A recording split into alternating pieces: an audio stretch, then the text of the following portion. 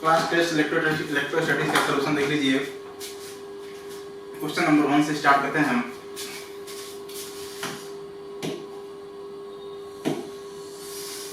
कह रहा है कि 2 point charges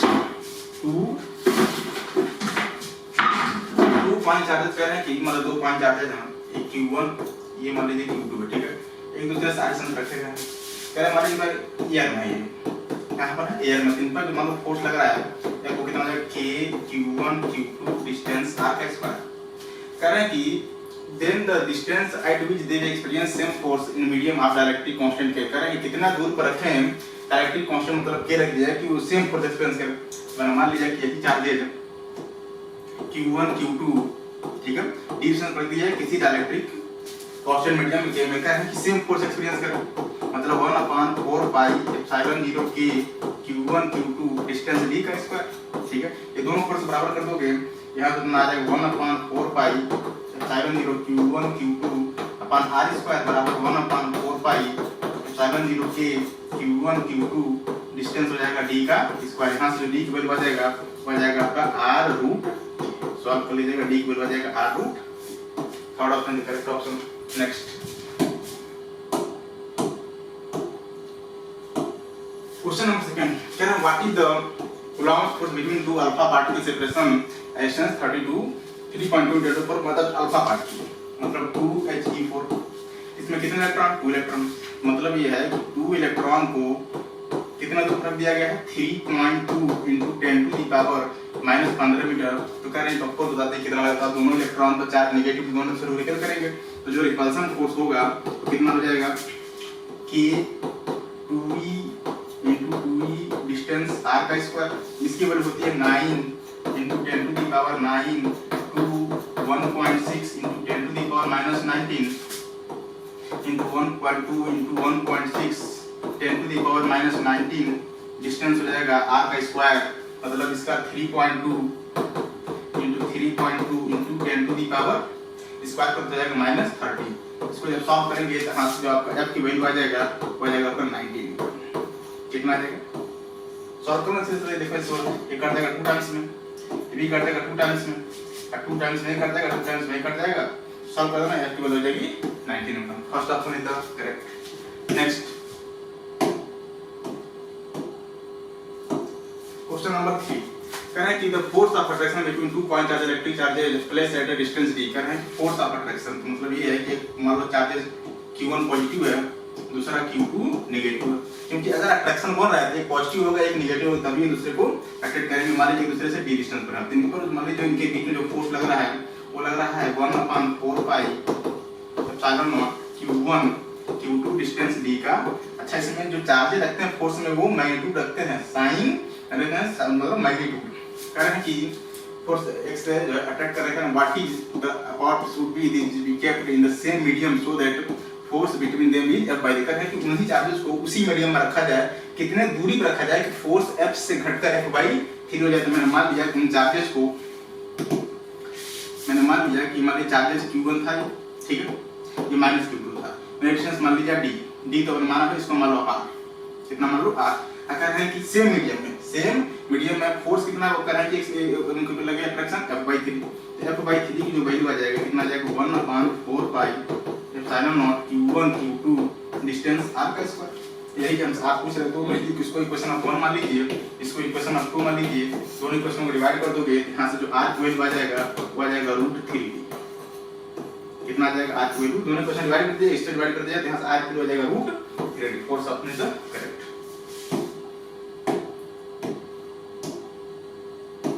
question number 4 current 2 spherical conductor B and C having equal charge. Current 2 spherical conductor, जब भी कंडक्टर का है बताओ कंडक्टर वो चार्ज होगा उसके सरफेस पर होगा, कहां पर होगा सरफेस पर, अंदर कोई चार्ज नहीं, अंदर कोई चार्ज है नहीं कोई इलेक्ट्रिक फील्ड, ये आपका B है, ठीक है। ये भी कंडक्टर, इस पर हमारे चार्जेस मान लीजिए C। कह रहे हैं इक्वल रेडियस, दोनों का रेडियस मतलब इक्वल रेडियस है। कह रहे हैं हैविंग इक्वल चार्जेस, मान लीजिए इस पर चार्जेस मान लीजिए Q मान लिया, इस पर मैंने चार्जेस Q मान लिया, दोनों का रेडियस बराबर है। हमसे कह रहे हैं कि एक दूसरे रिपेल कर मतलब पॉजिटिव है। कह रहे हैं कि कितने से रिपेल कर रहे हैं दिया फोर्स है तो कितना हो जाएगा फोर्स बताना जरा K Q स्क्वायर। मैंने मान लिया कि दूसरे से r डिस्टेंस पर है ये, तो F हो जाएगा k q square distance r का स्क्वायर, कितने फोर्स से दूसरे को रिपेल कर रहे हैं। कह रहे हैं कि a third charge spherical conductor have same radius, तो है तीसरा जो है चार्ज जिसके रेडियस सेम हो, जो इसको क्या किया मान लो इसको a मान लो, तीसरा चार्ज इसका मतलब ये अनचार्ज है। कह रहे हैं कि third spherical conductor having same radius as b uncharge brought to contact b and the brought contact c, मतलब पहले जो a आया इसके कांटेक्ट में आया, कांटेक्ट का मतलब इन दोनों क्या कर दिया गया, टच करा दिया गया, एंड टू कनेक्टिंग वायर से ऐड कर दिया होता है। जैसे कनेक्टिंग वायर से ऐड करोगे तो चार्जेस क्या होना चालू करेंगे, फ्लो हाई पोटेंशियल से पॉजिटिव चार्ज फ्लो होगा, हाई पोटेंशियल लो पोटेंशियल, और नेगेटिव चार्ज लो से हाई। अच्छा कब तक फ्लो होगा, जब तक इन दोनों कंडक्टर्स का पोटेंशियल बराबर ना हो जाए। पता नहीं जब पोटेंशियल बराबर हो जाएगा इन पर जो चार्जेस आएगा फाइनल आएगा था, जो चार्जेस होंगे वो कंजर्व होते हैं। अगर दोनों का रेडियस सेम है, दोनों का रेडियस सेम है, तो जो इन पर चार्जेस आता है इन दोनों चार्जेस का सम का आधा होता है। जब ना जो इनिशियल चार्ज होगा इन पर, जो फाइनल चार्ज होता है, इस पर चार्ज कितना था q, इस पर कितना था 0, इन दोनों चार्जेस को जोड़ कर दीजिए आधा, तो जो q आएगा q फाइनल तो कितना आ जाएगा q बाई कब होगा, जब इन दोनों का रेडियस बराबर हो, तब जो चार्ज आता है फाइनल इन दोनों चार्जेस जोड़कर उनको आधा कर देते हैं हम, इन पर चार्ज आता है, इस पर कितना आ जाएगा, इस पर आ जाएगा q/2, ठीक है। अच्छा ये वाले पर कितना आ जाएगा, इस पर भी आ जाएगा q/2। फिर करना ये फिर c कांटेक्ट हो गया, फिर ये c कांटेक्ट, जब c कांटेक्ट जाएगा तब इस पर चार्ज पहले तो 0 था, जब इससे d कांटेक्ट था, लेकिन जब इससे आपने कांटेक्ट किया तो इस पर चार्ज आएगा q/2, तो दोनों का रेडियस सेम है, तो फिर जो चार्ज आएगा q, इसको मान लीजिए q फाइनल डैश कितना जाएगा, इन दोनों चार्जेस को ऐड करके उनको कर दीजिए आधा, तो q प्लस q/2 का कर दीजिए आधा, बताओ कितना हो जाएगा ये 3q/4। मतलब ये है कि जो b था उस पर चार्जेस कितना आ जाएगा 3q/4, ठीक है, और जो a है उस पर कितना आ जाएगा, उस पर भी आ जाएगा 3q/4। अच्छा वाले चार्जेस कहां पर होंगे, सरफेस पे होंगे। कह रहे हैं कि उनका डिस्टेंस मान लो r वही है, तो कह रहे हैं कि अब कितने फोर्स एक दूसरे को रिपेल करेंगे, तो मान लिया अब जो नया फोर्स आ गया तो कितना हो जाएगा k चार्जेस q/2 * 3q/2 कितना हो जाएगा 3q² / 4 2 जा 8 इनटू डिस्टेंस r का स्क्वायर। बताओ इस पूरे का नाम इनिशियल फोर्स, तो F नेट जो आएगा वो F पुराने का 3/8 टाइम्स, जो नया फोर्स आ जाएगा पुराने वाले का 3/8 टाइम्स, आपका जो फोर्स हो जाएगा 3F/8 टाइम्स, मतलब लास्ट ऑप्शन का correct option. Next question number 5 कह रहे हैं कि charges q - q are the place of the corner ABCD। कह रहे हैं कि मान लीजिए चार्जेस प्लस q, ठीक है, माइनस q प्लस q ये सब कॉर्नर पर रखे गए, ठीक है, माइनस मान लीजिए साइड a स्क्वायर सारे साइड a होंगे। हमसे कह रहे हैं कि इधर रिजल्टेंट फोर्स आपने q, मतलब इस पर कह रहे हैं रिजल्टेंट फोर्स 0 है, रिजल्टेंट फोर्स 0 कब होता है, पॉजिटिव इसको रिपेल करेगा इस डायरेक्शन में, मतलब इस पर फोर्स अगर 0 होना है तो इतना ही फोर्स इस डायरेक्शन में आए तभी रिजल्टेंट फोर्स 0 होगा। बताइए नेगेटिव ये पॉजिटिव दिए, नेगेटिव इसको अटैक करेगा इधर, जितने से अटैक करेगा उतने से अटैक करेगा, क्यों, क्योंकि मैग्नीट्यूड चार्जेस का सेम है, डिस्टेंस भी सेम है। तो मैंने मान लिया कि ये जो आपका अटैक कर रहा है जिस फोर्स F है, ये फोर्स जिस फोर्स अटैक कर रहा है उसका वैल्यू F, बताओ रिजल्टेंट कितना हो जाएगा F√2, रिजल्टेंट F√2, इसको मान लीजिए आप, इस पर नेट फोर्स 0 मतलब F की जो वैल्यू है वो F√2 के या इसको F0 मान लीजिए बराबर होनी चाहिए, तभी नेट फोर्स इस पर 0 होगा। तो इस F की वैल्यू कितना हो जाएगा, इस F को हो जाएगा k q² डिस्टेंस हो जाएगा √2 का स्क्वायर मतलब 2a² रूट हट जाएगा बराबर, ये हो जाएगा k, इसी हो जाएगा 1 मतलब k इसको लिख लो आप q * q, ठीक है, डिस्टेंस हो जाएगा a का स्क्वायर * √2। बराबर चार्जेस को लिखते समय यहाँ पर मैग्नीट्यूड रखते हैं साइन, यानी k से k कट जाएगा, a² से a² कट जाएगा, a q से a q कट जाएगा, क्या बचेगा q की वैल्यू जो आ जाएगा वो आ जाएगा आपका 2q√, या ऐसे कर लीजिए q2√2। तब q को हाइट में माइनस दिया है, तो जो आप जो कि माइनस में दिया है तो आप चार्जेस को आप माइनस लिख सकते हो, क्योंकि q की वैल्यू आपका नेगेटिव है, जो q की वैल्यू आ जाएगा -q2√2। तो चार्ज कितना होना चाहिए -q2√2, ये जाएगा फर्स्ट ऑप्शन, ठीक है। नेक्स्ट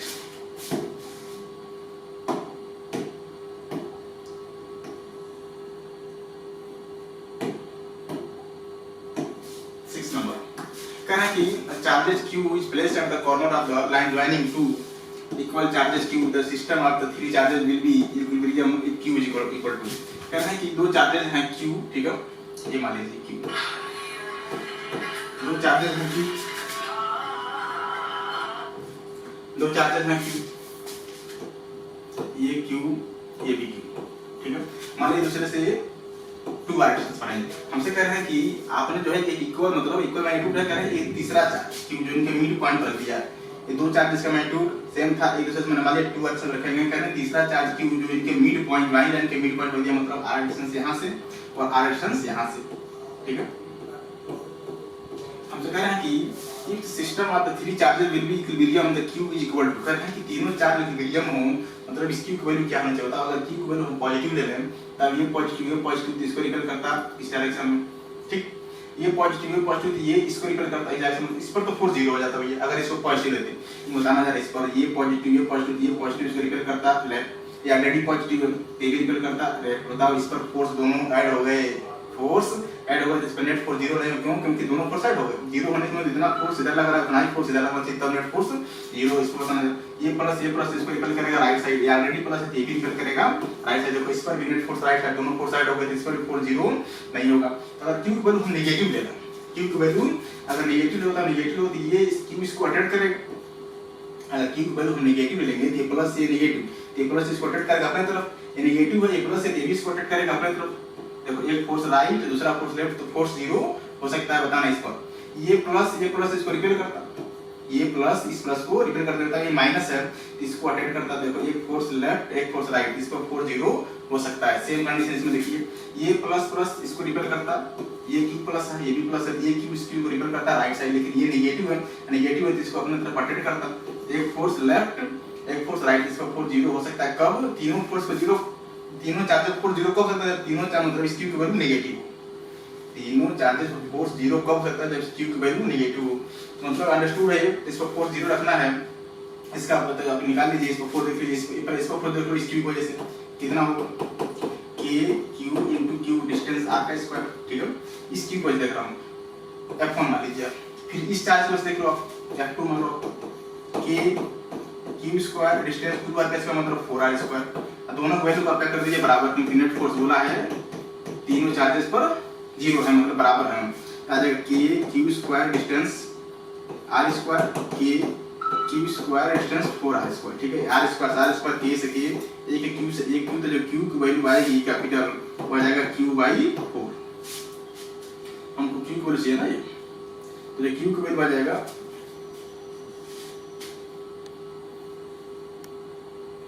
एक सेकंड f1 वैल्यू हो जाएगा k capital Q into small q distance r का स्क्वायर, ये हो जाएगा k q स्क्वायर डिस्टेंस हो जाएगा 2r मतलब 4 का स्क्वायर, r स्क्वायर k से k, एक q से एक q, ठीक है। हमसे पूछे हैं इस q का है कि इस q की वैल्यू क्या होगी, तो जो q की वैल्यू आ जाएगा तो कितना आ जाएगा q/4। ये चीज प्लस था, चलो कोई दिक्कत नहीं, इसको अपना कैपिटल क्यू मान लो, ठीक है। ये आपका कैपिटल क्यू था, ये आपका कैपिटल क्यू था, ये स्मॉल क्यू था, ठीक है। तो यहाँ से जो कैपिटल क्यू पे जो आ जाएगा वैल्यू, ठीक है, यहाँ से ये वैल्यू पूछ रहे हैं हमसे, ठीक है। ये चीज थोड़ा सा मिस्टेक हो गया, ध्यान देख लीजिए। कह रहे हैं कि charges Q place between the centre line वाले बिटवीन टू चार्ज, मतलब ये है कि ये कैपिटल क्यू था, ठीक, हम इसको स्मॉल मान लीजिए, आपका कैपिटल क्यू था। तीसरा चार्ज क्यू जो यहाँ प्लेस है, समझ गए, तीसरा चार्ज क्यू जो यहाँ पर कह रहा है कि बताइए इस चार्ज की वैल्यू क्या हो और साइन क्या हो कि तीनों फोर्स क्या हो इक्विलिब्रियम हो, तीनों फोर्स मतलब तीनों चार्ज नेट फोर्स जीरो हो। जब बता दो जब पॉजिटिव होगा तो कोई भी चार्ज सिर्फ ये इक्विलिब्रियम होगा, ये दोनों इक्विलिब्रियम में, लेकिन अगर ये नेगेटिव हो जाएगा, ये नेगेटिव मतलब हो जाएगा तो ये इसको अटैक करेगा लेफ्ट साइड, ये इसको अटैक करेगा राइट साइड, जिस पर नेट फोर्स जीरो हो जाएगा। सेम कंडीशन ये क्यू पॉजिटिव, ये क्यू इसको रिपेल करता लेफ्ट साइड, ये नेगेटिव है तो इसको अटैक करता राइट साइड, जिस पर फोर्स जीरो हो सकता है। सेम कंडीशन मतलब ये क्यू को रिपेल करता है किधर राइट साइड, ये क्यू अटैक करता है किधर लेफ्ट साइड, जीरो हो सकता है। तो मैंने रेजिस्टेंस माना था जैसे 2 बार, तो मिडिल पॉइंट रखे हैं, रेजिस्टेंस आ जाएगा। अब इसका फोर्स देख लीजिए आप क्या हुआ, k q into q distance r का स्क्वायर, ठीक है।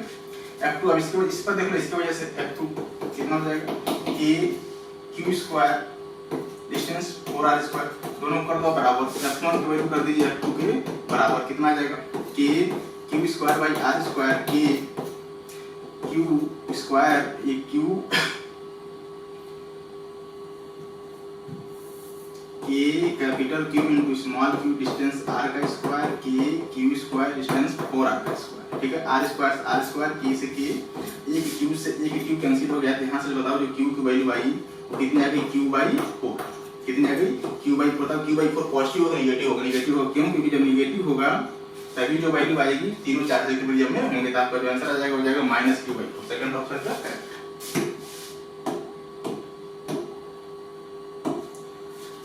क्वेश्चन आंसर करें द गिवन फिगर कर रहे हैं कि टू स्टेबल कंडक्टिंग कर रहे हैं रेडिकल मास है, कह रहे हैं कि हमें बताना है assume that it is small 10 centimetre के बराबर के अंदर इक्विलिब्रियम x करंट x क्या हो जब ये चार्जेस इक्विलिब्रियम में हो, तो आप एफबीडी बना लीजिए, क्या आएगा एफबीडी ऑफ चार्ज।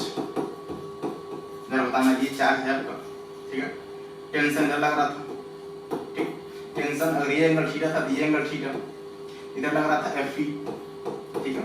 इधर इसका वेट mg, मतलब t है तो इधर जाएगा t का कौन सा कंपोनेंट, t का cos थीटा, इधर जाएगा t का sin component t sin theta.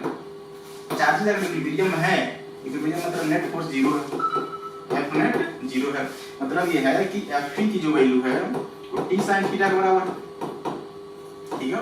और mg की जो वैल्यू है वो t cos थीटा के बराबर है, हाँ या ना। दोनों को डिवाइड कर दो जरा दोस्तों, डिवाइड कर दो तो tan थीटा की जो वैल्यू आ जाएगा कितना आ जाएगा Fp/mg। हमसे कहे हैं कि tan थीटा की वैल्यू जो है आप sin थीटा को अज्यूम कर सकते हैं, जाता है अगर tan थीटा का वैल्यू आप sin थीटा को अज्यूम कर सकते हैं, इसमें sin थीटा की वैल्यू जो sin थीटा क्या हो जाएगा परपेंडिकुलर अपॉन हाइपोटेनस। बताओ परपेंडिकुलर अगर टोटल x है तो ये डिस्टेंस कितना हो जाएगा x/2 परपेंडिकुलर अपॉन हाइपोटेनस। जो sin थीटा की जो वैल्यू आ जाएगा यहाँ पे बताना sin थीटा की जो वैल्यू आ जाएगा कितना हो जाएगा x/2l perpendicular x/2 into hypotenuse, यहाँ से लिख सकते हैं x/2l, ठीक है, क्योंकि sin थीटा की वैल्यू tan थीटा बराबर है, f की वैल्यू हो जाएगा 1/4 pi epsilon 0 q square distance x का स्क्वायर इनटू mg। यहाँ से x की वैल्यू आप सॉल्व करोगे तो आ जाएगा आपका q square l square ql divide by आ जाएगा 2 पाई, इसको चार का 2 पाई एप्सिलॉन 0 mg का पावर 1/3, ये आ जाएगा x की वैल्यू। आपका फर्स्ट ऑप्शन करेक्ट ऑप्शन हो जाएगा। नेक्स्ट क्वेश्चन नंबर 8 कह रहे हैं कि three charges are placed at the vertices of equator triangle of side ए।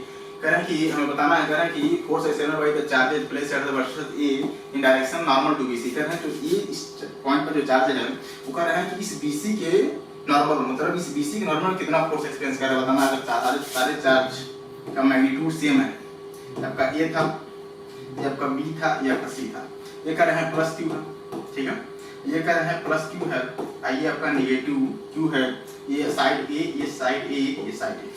इसका भी वीडियो बनाओ, ये इस वाले चार्ज का ये आपका चार्ज था, बताना ये माइनस ये प्लस इसको रोटेट करेगा इस डायरेक्शन में कितने से एफ से, ठीक। तो इसका एक कंपोनेंट इधर जाएगा एफ, एक कंपोनेंट नीचे जाएगा, ठीक। ये प्लस है, ये प्लस इसको रिपेल करेगा इस डायरेक्शन में सेम फोर्स से, क्यों, क्योंकि सारे चार्जेस का मैग्नीट्यूड सेम है, तो डिस्टेंस भी सब ये है, जितना फोर्स ये अटेंड करेंगे ये माइनस क्यू को उतना ही फोर्स से ये जो है क्यू इसको रिपेल करेगा। बताना इसका एक कंपोनेंट इस डायरेक्शन में आएगा, एक कंपोनेंट इस डायरेक्शन में आएगा। बताओ जो ये कंपोनेंट आ रहा है ऊपर आ रहा है, ये जो कंपोनेंट इसका नीचे आ रहा है, दोनों सेम मैग्नीट्यूड के हैं। बताओ net force along BC F net along perpendicular to BC zero आ रहा है, क्यों जीरो आ रहा है, क्योंकि भैया इधर की तरफ फोर्स क्या होगा जीरो, क्योंकि जितना फोर्स ऊपर लग रहा है उतना ही फोर्स नीचे लग रहा है, तो नेट फोर्स बीसी के परपेंडिकुलर जीरो, नेट फोर्स जो आ रहा है वो किधर आ रहा है लेफ्ट डायरेक्शन में, नेट फोर्स आ रहा है लेफ्ट डायरेक्शन में। लेकिन बताओ जितना फोर्स ये लगाया जाए इसको अपने तरफ उसका एक कंपोनेंट नीचे और जितना ये रिपेल किया उसका एक कंपोनेंट ऊपर सेम, दोनों का मैग्नीट्यूड सेम, तो बताओ ये फोर्स क्या देगा आपस में कैंसिल हो जाएगा। मतलब इस BC पे जो नॉर्मल BC नॉर्मल था, तो BC साइड ये है तो उसका नॉर्मल ही होगा। अगर ये BC साइड है तो BC साइड नॉर्मल है, इस डायरेक्शन में कोई फोर्स का कंपोनेंट है नहीं, इसमें आपका आंसर हो जाएगा 0। नेक्स्ट क्वेश्चन नंबर 9 कर रहे हैं 2 पॉइंट चार्जेस Q -3 को प्लेस कर देते हैं, 2 पॉइंट चार्जेस हैं Q ये आपका -3, ठीक है। एक दूसरे में आर्सन पर कर रहे हैं कि are place some distance apart करें if the electric field of the location of Q is E, मतलब यहाँ पर करेंगे इलेक्ट्रिक फील्ड है, यहाँ पे इलेक्ट्रिक फील्ड किसको होगा -3 को होगा। तो यहाँ पर इलेक्ट्रिक फील्ड चेक करने तब रखिए +1 कूलम का test charge, +1 coulomb test charge रखो, बताओ ए प्लस ये नेगेटिव इसको ठट करके इधर राइट साइड, यहाँ पर जो इलेक्ट्रिक फील्ड की जो वैल्यू आ जाएगा ई, वो कितना आ जाएगा के, कितना आ जाएगा 3q डिस्टेंस नॉर्मली r का स्क्वायर डायरेक्शन आ जाएगा प्लस का आई है। प्लस क्यों? क्योंकि प्लस से नेगेटिव तो इसको अपने तरफ अटैक करेगा। यहाँ से जब बताना कि q अपन r स्क्वायर की जो वैल्यू आ जाएगा कितना आ जाएगा e/3, कितना आ जाएगा e/3, किस डायरेक्शन में आ जाएगा i डायरेक्शन में आ जाएगा। ठीक, फिर कर हमें बताना है लोकेशन, मतलब करें कि इलेक्ट्रिक बताओ एज लोकेशन ऑफ 3 की, इस पे इलेक्ट्रिक बताना है, इस पे इलेक्ट्रिक फील्ड किसको से होगा, इसको होगा, कितना होगा तो आप निकाल लीजिए। इसको मान लो आप e0 की, इसको चाहिए तो q डिस्टेंस r का स्क्वायर, बताओ। अब यहाँ पर चाहिए इलेक्ट्रिक फील्ड, इसकी वजह से बताओ यहाँ पर रखोगे, फिर कहेंगे 1 कूलम का टेस्ट चार्ज, ये प्लस इसको रिपेल करेगा राइट साइड, तो इसकी वजह से इलेक्ट्रिक फील्ड आ रहा है राइट साइड। आपने पहले से निकाल चुका है k q अपन r स्क्वायर वैल्यू कितना e/3 की डायरेक्शन में प्लस आई में, ये जो आ रहा है ये भी प्लस आई में आ रहा है, तो जो आपका e0 आ जाएगा, e0 हो जाएगा e/3 की डायरेक्शन में प्लस आई में, मतलब पॉजिटिव, इसमें आ जाएगा e/3। Second option is correct. Next question number 10, करें कि infinite number of electric charges equal 5 नाइट्रोमोल coulomb are place as a succession. करें कि मान लीजिए आपका मान ओरिजिन है, ठीक है, 0, 0, करें कि प्रेस किया इन्होंने 5 नैनो कूलम 1, 0 पर, ठीक है, फिर कर रहे हैं 2, 0 पर -5 नैनो कूलम 2, 0 पर, ऐसे ही फिर 5 नैनो कूलम 4, 0 पर, सब सेंटीमीटर में है सब। हम सब पूछ रहे हैं कि सारे चार्जेस का इलेक्ट्रिक फील्ड मतलब बता दिए सम इस ओरिजिन पर, कहां पूछ रहे हैं इन्होंने, पूछो set up in the conjugative charges have opposite sign then the electric field in Newton's coulomb at x मतलब ओरिजिन पर इस सभी चार्जेस का फील्ड हमें बताना है। ओरिजिन बताओ इस चार्जेस का फील्ड कितना होगा, बताओ कि प्लस है ना ये, तो प्लस यहाँ पर चाहिए इलेक्ट्रिक फील्ड आप रखेंगे 1 कूलम का टेस्ट चार्ज, ये प्लस इसको रिपेल करेगा राइट, ठीक, इसको मान लिया राइट, इसे लेफ्ट डायरेक्शन को पॉजिटिव, ये नेगेटिव है, ये प्लस है, ये नेगेटिव इसको अटैक करके इधर लेफ्ट, इसकी वजह से नेगेटिव आएगा, फिर इसकी वजह से पॉजिटिव होगा, फिर अगले को नेगेटिव आएगा, तो जो इलेक्ट्रिक फील्ड आएगा ई नेट, बताओ इसकी वजह से कितना हो जाएगा k q डिस्टेंस आ जाएगा 1 का स्क्वायर, ठीक है, तो 1 हो जाएगा, लेकिन ये सेंटीमीटर में है तो सेंटीमीटर करोगे मीटर में, हां मीटर में तो 10 टू द पावर -4 उसका करोगे स्क्वायर, तो 10 टू द पावर -2 का स्क्वायर हो जाएगा 10 टू द पावर -4 प्लस आएगा, क्योंकि इस डायरेक्शन बनेगा प्लस माना, इसकी वजह से राइट आएगा, राइट वाले को माने नेगेटिव माना है, राइट वाले डायरेक्शन को नेगेटिव माना है, कितना आ जाएगा k q डिस्टेंस बताओ ये 2, तो 2 का square 4 into 10 to the power -4 बोलोगे क्यों, क्योंकि 10 to the power -2 करोगे तो सेंटीमीटर में आएगा, उसका स्क्वायर करोगे तो 10 to the power 4 हो जाएगा, फिर इसके ऊपर प्लस आएगा, कितना आ जाएगा k q, ये 4 है तो हो जाएगा 16 into 10 to the power -4, so one ऐसे इनफाइनाइट तक चला जाएगा।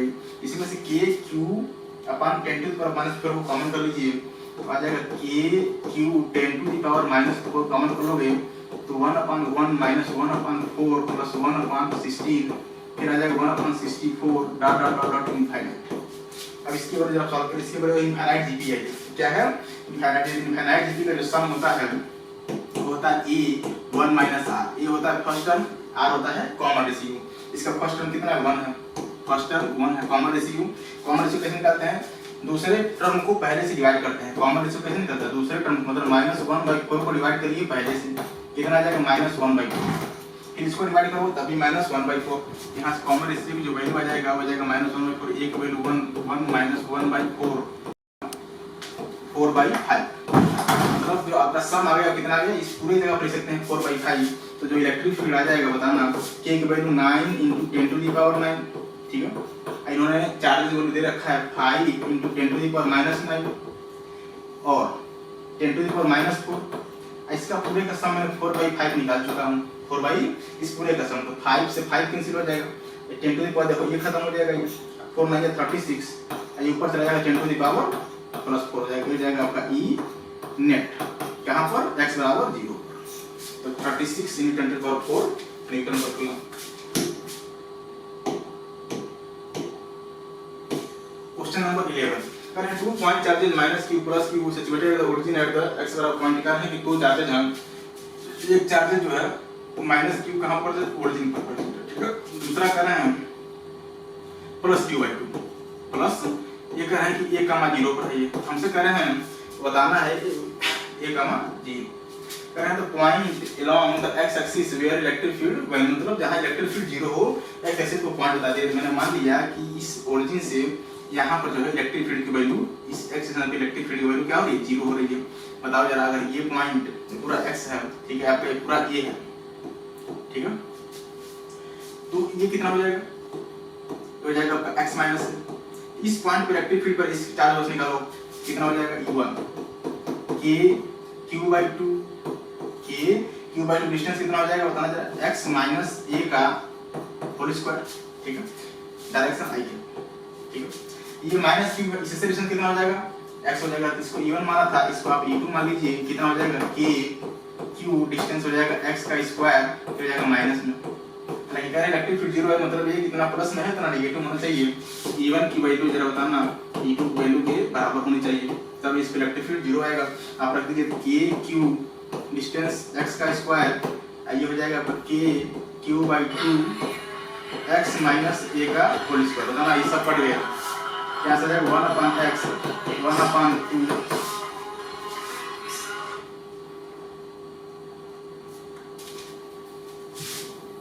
यहाँ से आ जाएगा 1/x बराबर 1/2, ये हो जाएगा √2 हो जाएगा x माइनस a, ठीक है। कर लीजिए क्रॉस मल्टीप्लाई, तो √2x माइनस √2 बराबर हो जाएगा कितना x, ठीक है। इसको अब इधर लाओगे, इसको उधर इसमें से x कॉमन कर लेंगे तो बनेगा √2 माइनस 1 बराबर √2a, यहाँ से x की वैल्यू आ जाएगा √2a divide by √2 minus 1, x की वैल्यू आ जाएगा √2a √2 minus 1, third option is correct.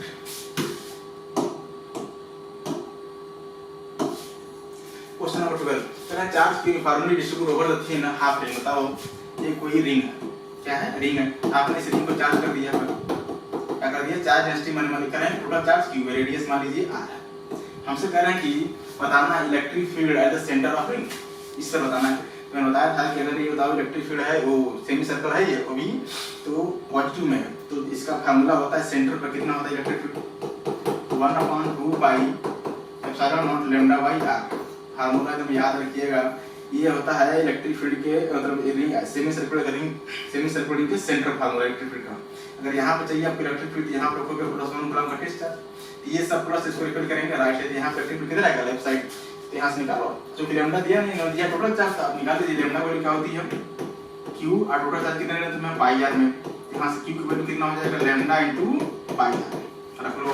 तो जो e की वैल्यू आ जाएगा, हो जाएगा 2 pi epsilon naught lambda into pi r, नहीं q को देखना लैम्डा होता है, q ही दिया क्या है half ring current radius of the electric field at the centre of ring.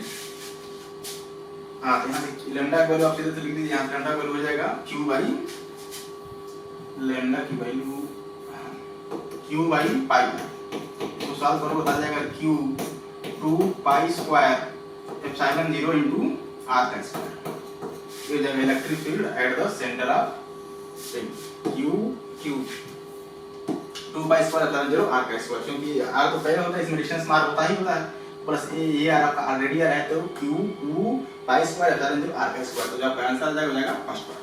ये फार्मूला जब याद रखिएगा इलेक्ट्रिक फील्ड के सेमी सर्कुलर के सेंटर पर इलेक्ट्रिक फील्ड का formula 1/2 pi square lambda by r।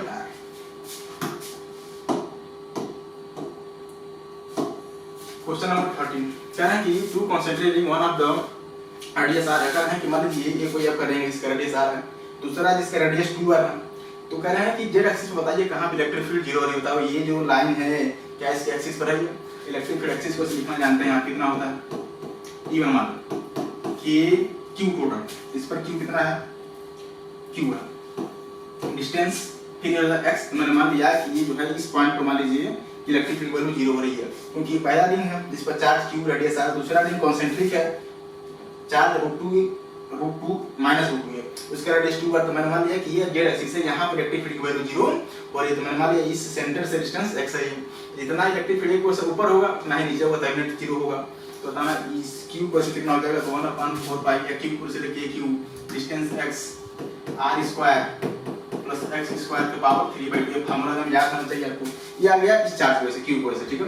अब चूंकि ये दूसरा है माइनस है, अब इसकी वजह से देख लीजिए, इसकी वजह से किधर आएगा, इसकी वजह से आ जाएगा प्लस k में, प्लस क्योंकि ये चार्ज पॉजिटिव है तो इसका है प्लस k में, ये नेगेटिव है तो इसकी वजह से आएगा नेगेटिव में। तो e2 की वैल्यू आ जाएगा k कितना चार्ज है पर √2 q इंटीग्रेशन x, इसका रेडियस 2 बार स्क्वायर करो तो हो जाएगा 4r square into x square का पावर 3/2।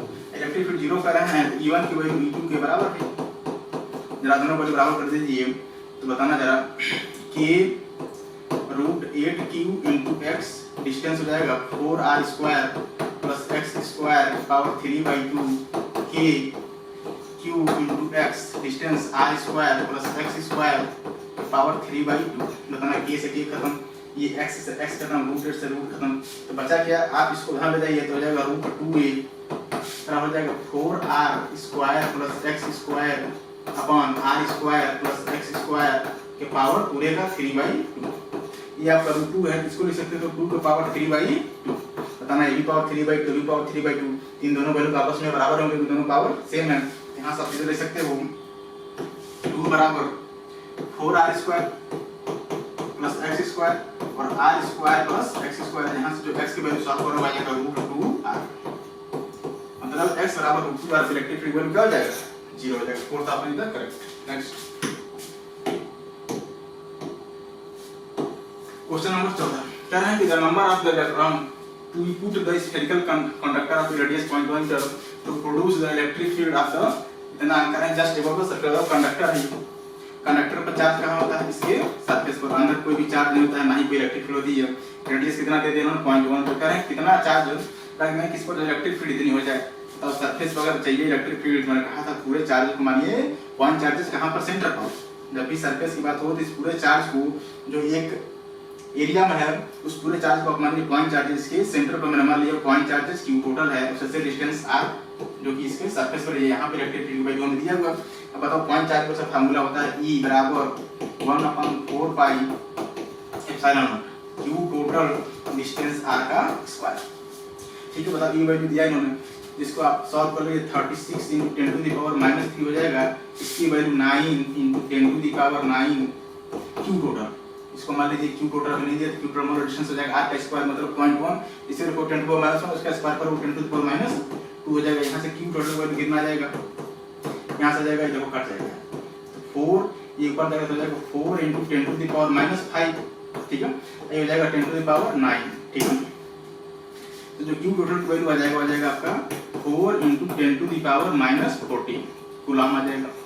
ये तो चार्ज है, हमसे इलेक्ट्रॉन पूछें कितना इलेक्ट्रॉन इस सरफेस पर ऐड कर दें तो q की वैल्यू सीधे से लगा लीजिए ne, क्या लगा लीजिए ne। बताना जरा 4 × 10⁻⁻40 बराबर n, इलेक्ट्रॉन का चार्ज होता है 1.6 10⁻⁻19। यहाँ से n की वैल्यू सॉल्व करेंगे तो आपका आ जाएगा 2.5 × 10⁵। इतने इलेक्ट्रॉन आप अगर ऐड कर दोगे तो इस पर चार्ज पर इतना इलेक्ट्रिक फील्ड सरफेस पर मिलेगा, ठीक है।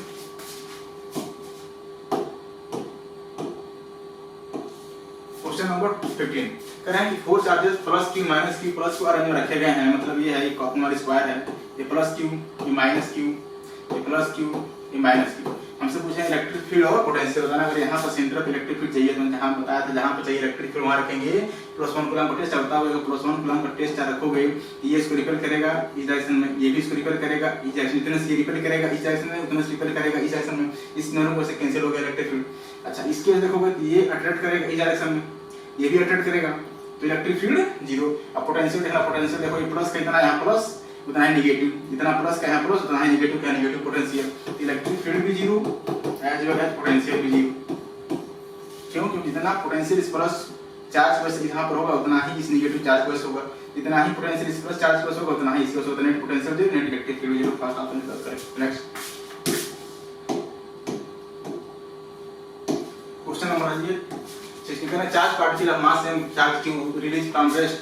कह रहे हैं कि मान लीजिए कोई मास चार्ज है q, मास m है, आपने इसको इलेक्ट्रिक फील्ड में रख दिया है और u बराबर 0 से छोड़ दिया। बताओ ये इलेक्ट्रिक फील्ड क्या करेगा, इस चार्ज को एक्सेलरेट कराएगा, क्या करेगा एक्सेलरेट करें कि इलेक्ट्रिक फील्ड कांस्टेंट में 2d जिसका में 2d है, kinetic energy of the particle active बराबर जो काइनेटिक एनर्जी। तो काइनेटिक एनर्जी क्या होता है हाफ mv²। तो पहले हम वेलोसिटी निकाल रहे हैं जनरल टाइम, तो उसकी काइनेटिक एनर्जी निकलेगी। बताओ ये इलेक्ट्रिक फील्ड इस चार्ज क्या करेगा, एक्सेलरेट। मैंने मान लिया कि एक्सेलरेट करा के इसकी वेलोसिटी को बना दिया v, कितना बना दिया v मास m आफ्टर टाइम t बराबर t। इसकी वैल्यू कितनी होगी, तो आप लगा दीजिए क्वेश्चन पहला v बराबर u प्लस at, v बराबर u प्लस at, u की वैल्यू 0 है, v की वैल्यू आ जाएगा a। ये क्वेश्चन क्या होगा, तो यही जो f3 आएगा इस चार्ज पार्टिकल क्या करेगा, एक्सेलरेट कराएगा कितने से m into a से। तो जो a की वैल्यू आ जाएगा qv डिवाइड बाय m, यहां रखोगे तो आ जाएगा qv divide by m into t है, आपका आ जाएगा वेलोसिटी। इस वेलोसिटी का रखोगे तो काइनेटिक एनर्जी आ जाएगा e² q² t² divide by 2। इसको रख लीजिएगा, सॉल्व कर लीजिएगा, आंसर आ जाएगा सेकंड पार्ट। नेक्स्ट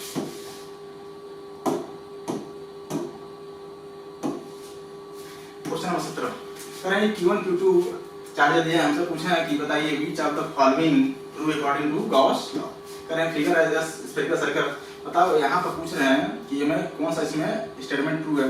बताना अगर ये इंक्लोज सरफेस है, जितना इंक्लोज सरफेस के अंदर जितना चार्ज होगा, चार्ज उतना ही रखेंगे जितना इंक्लोज सरफेस के अंदर होगा। बताना ये आपका मान ली रेडियस r है, ठीक है, ये q1 है, ये q2 है, ये आपका q3 है और q4 है। इस सरफेस के अंदर कितना इंक्लोज चार्ज है, q1 q2 q3। लेकिन इलेक्ट्रिक फील्ड बताना इसके वजह से भी होगा, इसके वजह से भी होगा, इसके वजह से होगा, इसकी इलेक्ट्रिक फील्ड सारे चार्जेस को से होगा। लेकिन अगर आपने चार्जेस देखो, चार्जेस जितना इंक्लोज होगा इस सरफेस के अंदर सिर्फ वही चार्ज कंसीडर करेंगे, बाहर चार्ज से मतलब। लेकिन इलेक्ट्रिक फील्ड इन सभी चार्जेस को होगा। तो जो मैथमेटिकल आपका गॉस लॉ का एक्सप्रेशन हो जाएगा E1 जैसे लिखा हुआ है इस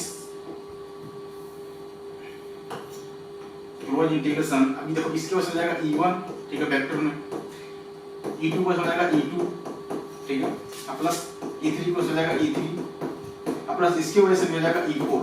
कितना हो जाएगा E4 इनटू मान लीजिए सरफेस एरिया ds या dA बराबर हो जाएगा q इंक्लूड। अब इंक्लूड चार्ज कितना है सरफेस के अंदर, q1 plus q2 plus q3। q4 नहीं इंक्लूड है तो उसको कंसीडर नहीं करेंगे। तो जो इंक्लूड है q1 plus q2 plus q3 divide by epsilon, ये हो जाएगा आपका मैथमेटिकल एक्सप्रेशन। आपका देखिए इसमें से इन्होंने दिया तो है, लेकिन यहाँ E4 होना चाहिए। E4 अगर ये है नहीं तो आपका लास्ट ऑप्शन हो जाएगा, करेक्ट हो जाएगा, क्योंकि इलेक्ट्रिक फील्ड सारे चार्जेस को होगा।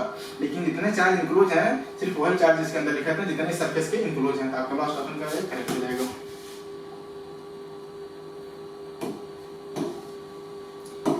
क्वेश्चन नंबर 18 कह रहे हैं कि invert and outward electric flux through close surface इतना लेकर हैं कि मान लीजिए कोई क्लोज सरफेस है। इनवर्ट मतलब कि अगर इलेक्ट्रिक फील्ड मान लीजिए इधर आ रही है, ठीक है, इलेक्ट्रिक फील्ड, तो बताओ इसका जो एरिया लिखोगे हमेशा एरिया आउटवर्ड लेते हैं। तो यहाँ पर जो फ्लक्स होगा कैसा हो जाएगा, फ्लक्स नेगेटिव हो जाएगा। क्यों, क्योंकि इलेक्ट्रिक फील्ड किधर है, इस डायरेक्शन में, एरिया किधर है, इस डायरेक्शन में। दोनों के बीच में एंगल कितना है, थीटा का वैल्यू 180। जब थीटा का वैल्यू 180 हो जाएगा तो फ्लक्स नेगेटिव। अच्छा, यही इलेक्ट्रिक फील्ड इधर जाएगा, मतलब बाहर निकल रहा है, तो एरिया हमेशा आउटवर्ड कंसीडर करते हैं। यहाँ पर जो एरिया होगा बताओ आउटवर्ड इधर आएगा dA एरिया। यहाँ पर एंगल कितना है, 0 है। यहाँ पर अगर एंगल 0 है, यहाँ पर जो फ्लक्स हो जाएगा कितना हो जाएगा, पॉजिटिव हो जाएगा। Invert flux negative, outward flux positive. इन्होंने दिया हुआ कि इनवर्ट फ्लक्स कितना है 8 और आउटवर्ड कितना है, तो फाई नेट बराबर क्या होता है Q enclose divide by epsilon. हमसे पूछा है कि जो total charge enclose by surface बताओ फाई नेट। ये जो आपका इंक्लोज है मतलब जो इनवर्ट है नेगेटिव हो जाएगा, कितना हो जाएगा 10⁻³ और जो आउटवर्ड है वो 4 पॉजिटिव हो जाएगा 10⁻³ बराबर Q enclose divide by epsilon. और यहाँ से Q इंक्लोज की जो वैल्यू आ जाएगा -4 × 10⁻³ into एप्सिलॉन नॉट। ये जगह पे इंक्लोज चार्ज। फोर्थ ऑप्शन था करेक्ट ऑप्शन।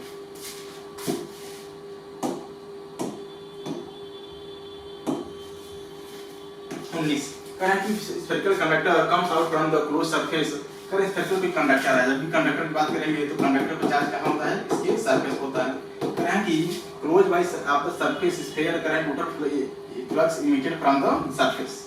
कह रहे हैं कि मान लीजिए आपने इस कंडक्टर को किसी सरफेस से क्रॉस कर दिया, तो कह रहे हैं कि total flux emitted by surface बताओ जितने चार्ज अंदर होंगे इस सरफेस के उसी को फ्लक्स होगा। तो इनके वजह से क्योंकि जितना फ्लक्स यहाँ पॉजिटिव बनाएंगे उतना ही नेगेटिव बनाएंगे, तो नेट फ्लक्स 0 हो जाएगा। लेकिन जितने बताओ इसके अंदर चार्जेस हैं सिर्फ उन्हीं को फ्लक्स होगा इस सरफेस के अंदर। तो बताओ कह रहे हैं पहला option 1/ε the charges enclose by the surface, जितना इंक्लोज चार्ज है सिर्फ उन्हीं को फ्लक्स होगा।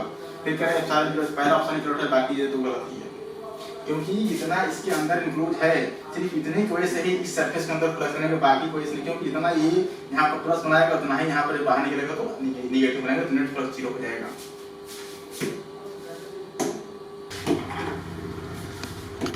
क्वेश्चन कंटिन्यू कर रहे हैं कि a point 20 cm from the center of uniform charge electric sphere of radius कर रहे हैं कि कोई स्फीयर है। जब स्फीयर दे दे तो कंडक्टिंग ना बोले तो आप समझिए कि वो एक नॉन कंडक्टर है। नॉन कंडक्टर बताओ चार्ज उसके वॉल्यूम के अंदर जो भी चार्ज होगा वो उसके वॉल्यूम के अंदर।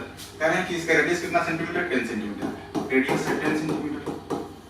ठीक है, कह रहे हैं हमें इलेक्ट्रिक फील्ड बतानी है 3 सेंटीमीटर। बताओ जो इलेक्ट्रिक फील्ड 3 सेंटीमीटर कह रहे हैं, बताओ ये जो 3 सेंटीमीटर है इस स्फीयर के अंदर है, स्फीयर के अंदर है, इस पूरे मतलब रेडियस को आप रेडियस मान के जो है एक ऑप्शन सरफेस हो जाए और अंदर जो इलेक्ट्रिक फील्ड होता है बताओ वो कितना होता है, रो आर अपॉन 3 एप्सिलॉन। अंदर electric field rho upon 3 epsilon into r की हो जाएगा 3 इनटू 10 टू द पावर -2। अगर आपको इलेक्ट्रिक फील्ड इनसाइड निकालनी है तो आपको रो अपॉन 3 एप्सिलॉन बड़ी पहले को निकालनी पड़ेगी। इन्होंने इलेक्ट्रिक फील्ड वैल्यू दी हुई है 100 वोल्ट कहां पर 30 सेंटीमीटर होता है, जो 30 सेंटीमीटर है क्या इस स्फीयर के बाहर। तो चलिए कंडक्टर्स बात कर लेते हैं। कंडक्टर्स का बताओ इस पॉइंट बाहर है, अगर पॉइंट बाहर है तो क्या हम पूरे चार्ज को आपके सेंटर मान सकते हैं।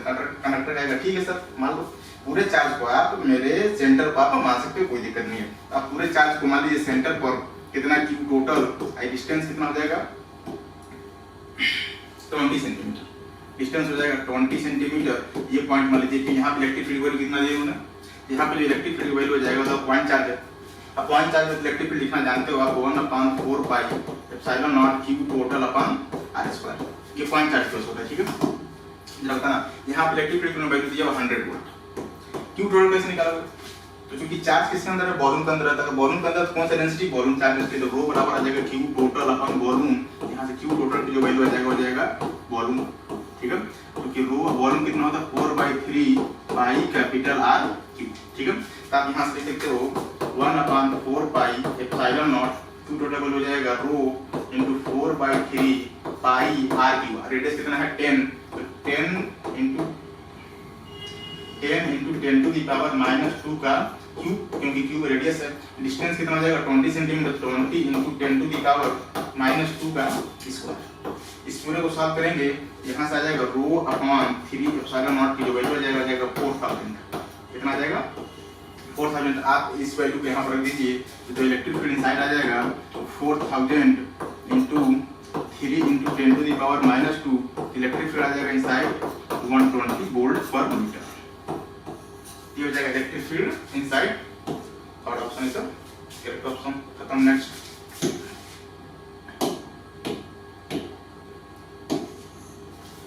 21 क्या electric field due to the uniformly sphere. जब इस स्फीयर कहेंगे कंडक्टर नहीं बोलेंगे तो आप उसको मानिएगा नॉन कंडक्टर। क्या मानिएगा नॉन कंडक्टर। बताओ जो इलेक्ट्रिक फील्ड अंदर होता है इनसाइड होता है वो भी बताया था मैंने, ई इक्वल होता है rho r upon 3 epsilon.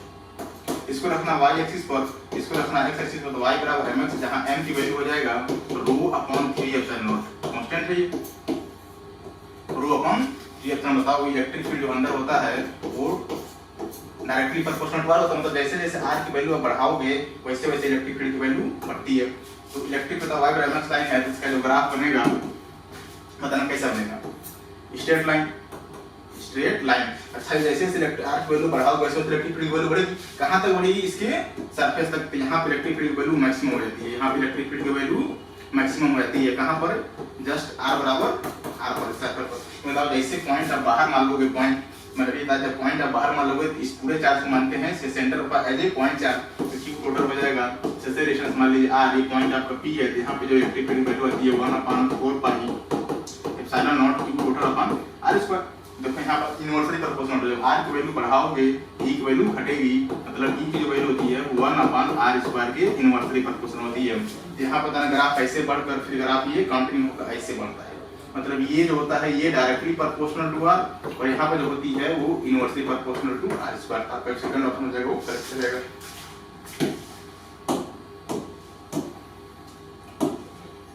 Question number 22 मैंने बताया था आपको जो है ये आपका S2 था और ये आपका F3 था।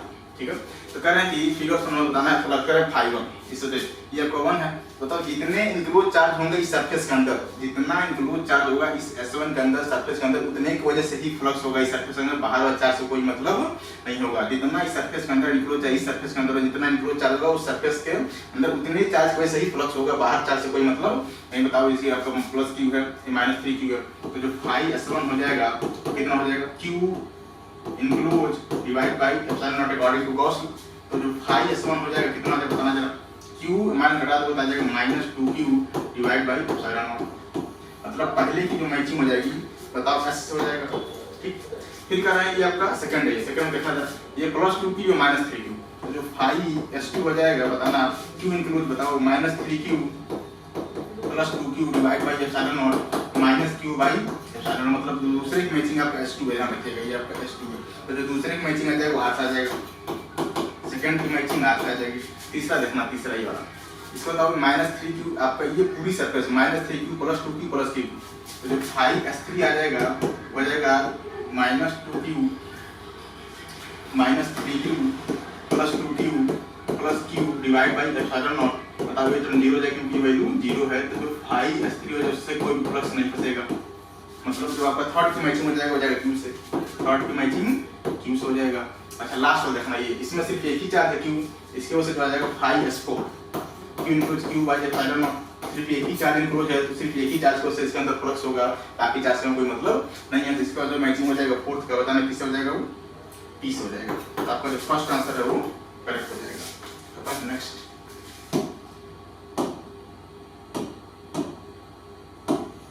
क्वेश्चन नंबर 23, कह रहे 3 चार्जेस +2q -2q, आप क्या करिए ना इसको ऐसे कर लो, +q रख लो यहाँ पर +q रख लो।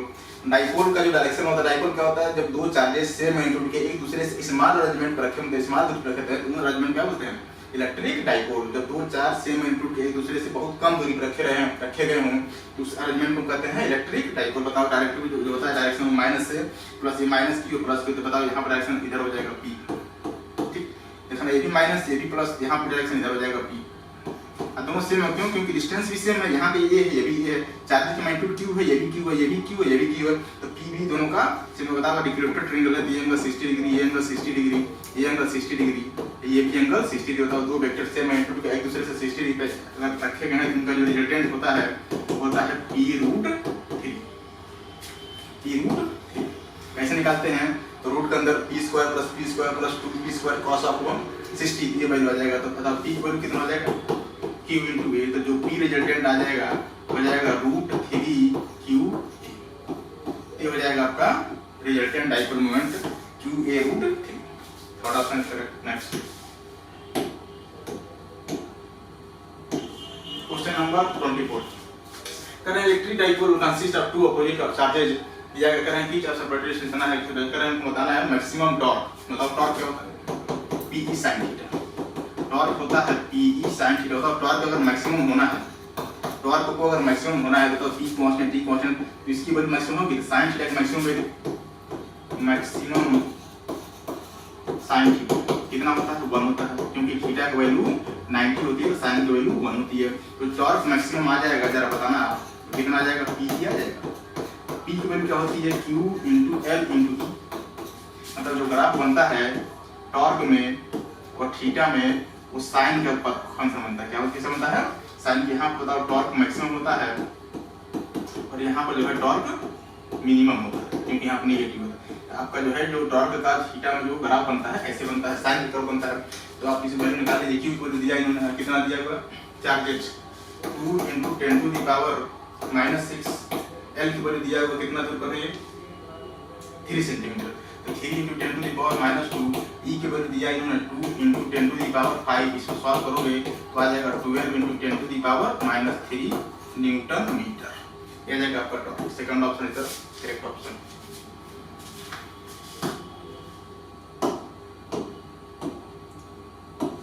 क्वेश्चन नंबर 25, कह रहे हैं कि ये भी the electric strength of the slot dipole at the point of axis. बताओ एक्सिस पर जो इलेक्ट्रिक फील्ड होता है डाइपोल की वजह से होता है K2P/R3।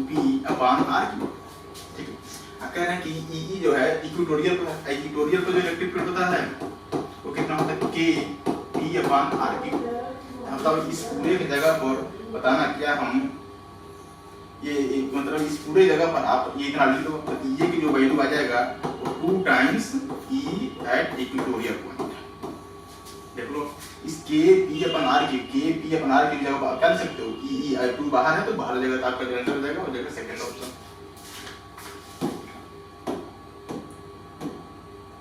क्वेश्चन नंबर आ जाइए 26 करेंगे the magnitude of the intensity of electric field at distance on axis and distance of equatorial करेंगे इवन डाइपोल आर इक्वल मतलब एक्सिस पर जो इलेक्ट्रिक फील्ड हो और इक्वेटोरियल पर जो उनका जो है रेशियो उनका है मतलब बराबर है। ये बताना जब एक्सिस पर होता है एक्सिस कितना होता है 2p डिस्टेंस x का पावर q बजाय के बिना डिस्टेंस रख दिया जाएगा e एट इक्वेटोरियल कितना होता है p अपॉन y का पावर q।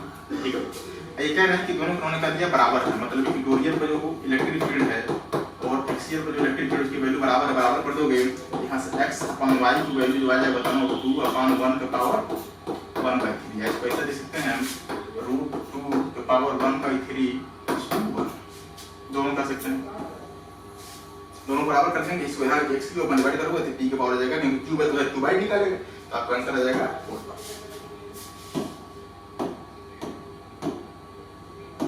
क्वेश्चन नंबर 27 कह रहे हैं कि electric dipole is placed on the x axis. कह रहे हैं कि कोई इलेक्ट्रिक डाइपोल है इलेक्ट्रिक डाइपोल जो बोलेंगे तो आप समझ लेना माइनस और प्लस q का अरेंजमेंट एक दूसरे से मान लीजिए r डिस्टेंस पर रखे गए। ठीक है अभी कह रहे हैं कि जो है इसका जो सेंटर है ओरिजिन पर ठीक है फ्रॉम द कह रहे हैं कि हमसे पॉइंट कर रहे हैं कि 20 सेंटीमीटर फ्रॉम ओरिजिन से कोई पॉइंट मतलब कोई जनरल पॉइंट है 20 सेंटीमीटर पे ये कोई पॉइंट p मान लीजिए ये जो पॉइंट है वो कितना एंगल बना रहा है इन्होंने दिया हुआ 60 डिग्री कितना एंगल बना रहा है 5/3 मतलब 60 डिग्री OP जो वो है आपका ओरिजिन है p आपका पॉइंट है। कह रहे electric field makes angle theta with x axis. कह रहे इलेक्ट्रिक फील्ड बताओ x एक्सिस से कितना एंगल बना रहा है बताओ डाइपोल में माइनस से प्लस इसका जो डायरेक्शन आ जाएगा माइनस से प्लस p इधर आ जाएगा इस p का एक कंपोनेंट इधर जाएगा ठीक एक नीचे आएगा ये एंगल 60 बताओ ये भी 60 इधर जाएगा p का cos 60 इधर जाएगा p का sin 60 ये जो p cos 60 है बताओ इस पॉइंट पर एक्सिस वाला काम करेगा क्योंकि देखो ये पॉइंट p है ये जो डाइपोल है उसी पॉइंट पर है बताओ अगर पॉइंट उसी पॉइंट एक्सिस पे है तो इलेक्ट्रिक फील्ड एक्सिस के लंब होती है इसको मान लीजिए आप E1 ये बताना ये परपेंडिकुलर वाला लाइन है ये जो है देखो ये डाइपोल के परपेंडिकुलर लाइन है तो डाइपोल का परपेंडिकुलर तो उसमें इलेक्ट्रिक फील्ड डाइपोल मोमेंट के अपोजिट डायरेक्शन मतलब इलेक्ट्रिक फील्ड डाउनवर्ड है तो जो है अगर डाइपोल मोमेंट डाउन मतलब नीचे है तो इलेक्ट्रिक फील्ड ऊपर आएगा कितना आएगा E2 आएगा क्योंकि इसके वजह से जो है इलेक्ट्रिक फील्ड अपोजिट आती है क्यों इक्वेटोरियल पोजीशन में बताना अगर ये एंगल हम मान लें ये आपका नेट इलेक्ट्रिक फील्ड है ये आपका नेट ये एंगल मान लो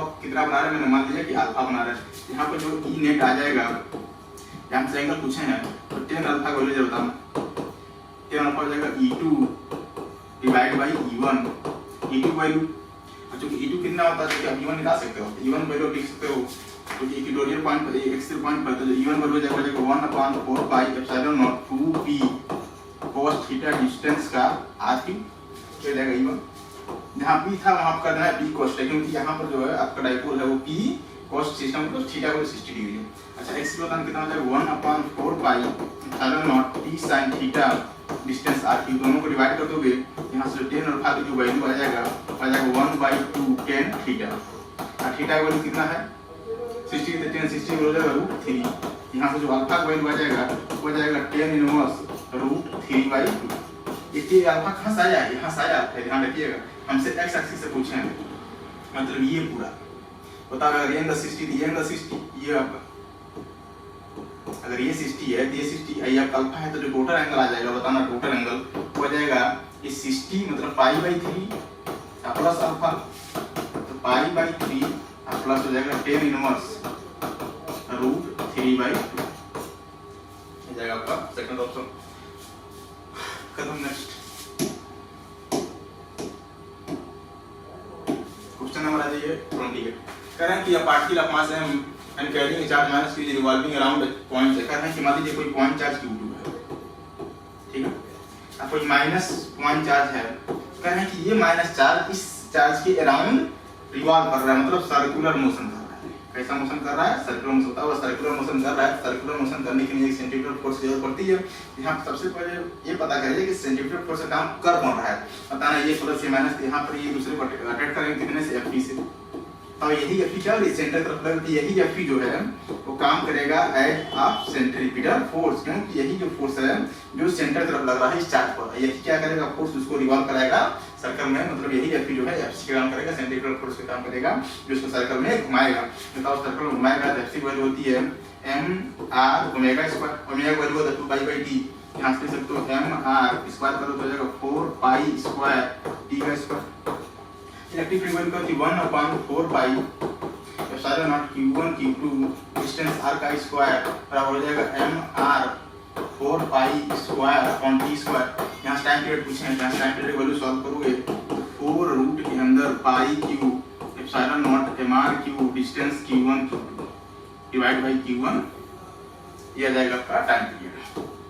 ये वाला स्पष्ट, यहाँ सीधा सॉल्व कर लीजिएगा, इसको नीचे रह जाएगा, सिस्टम बाहर हो जाएगा रूट के अंदर, ये r स्क्वायर है m r, हाँ तो इसका r स्क्वायर यहाँ क्यों हो जाएगा, तो आपका जो फर्स्ट ऑप्शन क्या हो जाएगा, करेक्ट हो जाएगा। नेक्स्ट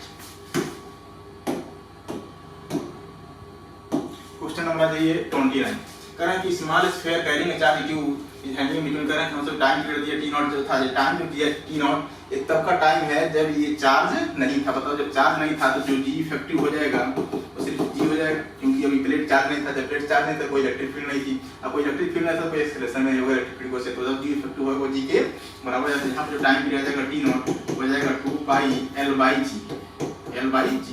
फिर कह रहे हैं कि when plate are charges, time period जो है t हो गया, जब प्लेट को चार्ज कर दोगे तो प्लस माइनस अब इलेक्ट्रिक फील्ड आ जाएगा, इलेक्ट्रिक फील्ड प्लस से माइनस, इलेक्ट्रिक फील्ड रिएक्शन होती है वो प्लस माइनस। अब जो g इफेक्टिव आएगा बताना, अब g नहीं रह जाएगा, g तो ग्रेविटी को ऐसे होगा, क्योंकि इलेक्ट्रिक फील्ड भी है, इलेक्ट्रिक फील्ड को एक्सप्रेशन आ जाएगा qv बाई m।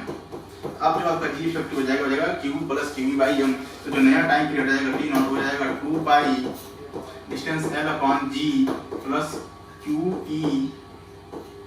ये आपका g है, ये q है डिवाइड बाई m। हमसे पूछे हैं रेशियो बता दिए t अपॉन t0 का, ये आपका t था, सॉरी ये आपका t था, हमसे रेशियो पूछे हैं तो t अपॉन t0 को डिवाइड कर दोगे तो आ जाएगा g plus qe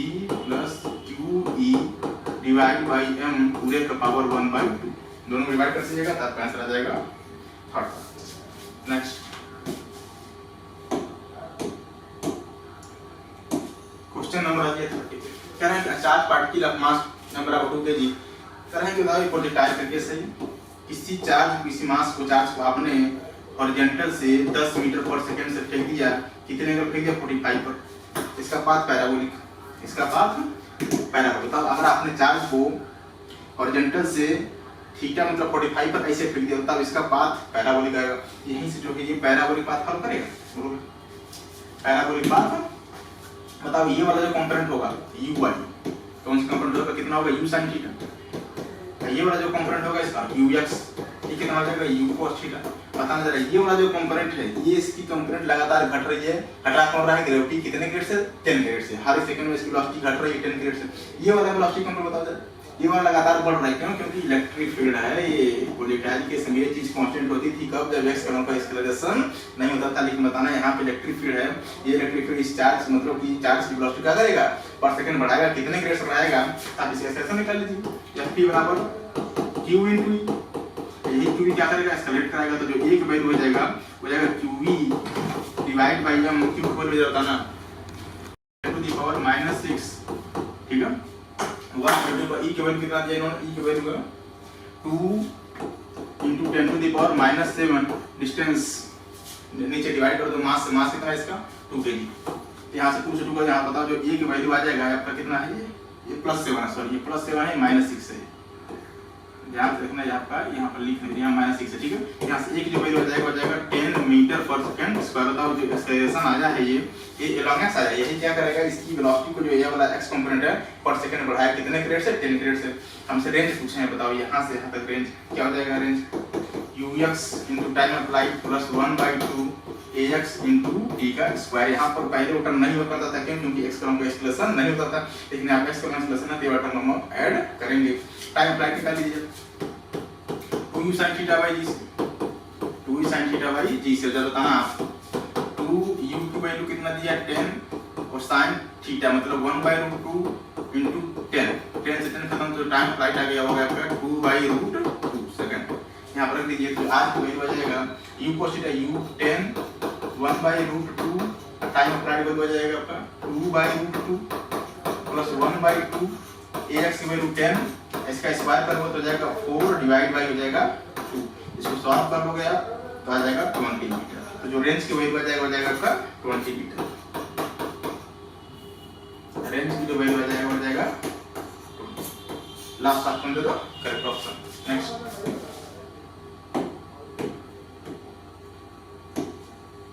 question number 31 कर है कि to concentric conducting sphere, concentric मतलब इनका सेंटर सेम हो। ये मान लीजिए कॉन्सेंट्रिक स्फीयर है जिस पर चार्ज q, दूसरा मान लीजिए -q, दूसरा माइनस। ठीक है, हमसे पूछ रहा है कि वेरिएशन बता दी इलेक्ट्रिक फील्ड का अंदर बाहर बताना। अगर यहाँ से हम जनरल आगे जाएं यहाँ पर, यहाँ पर जाकर आप एक गॉसियन सरफेस पास करो।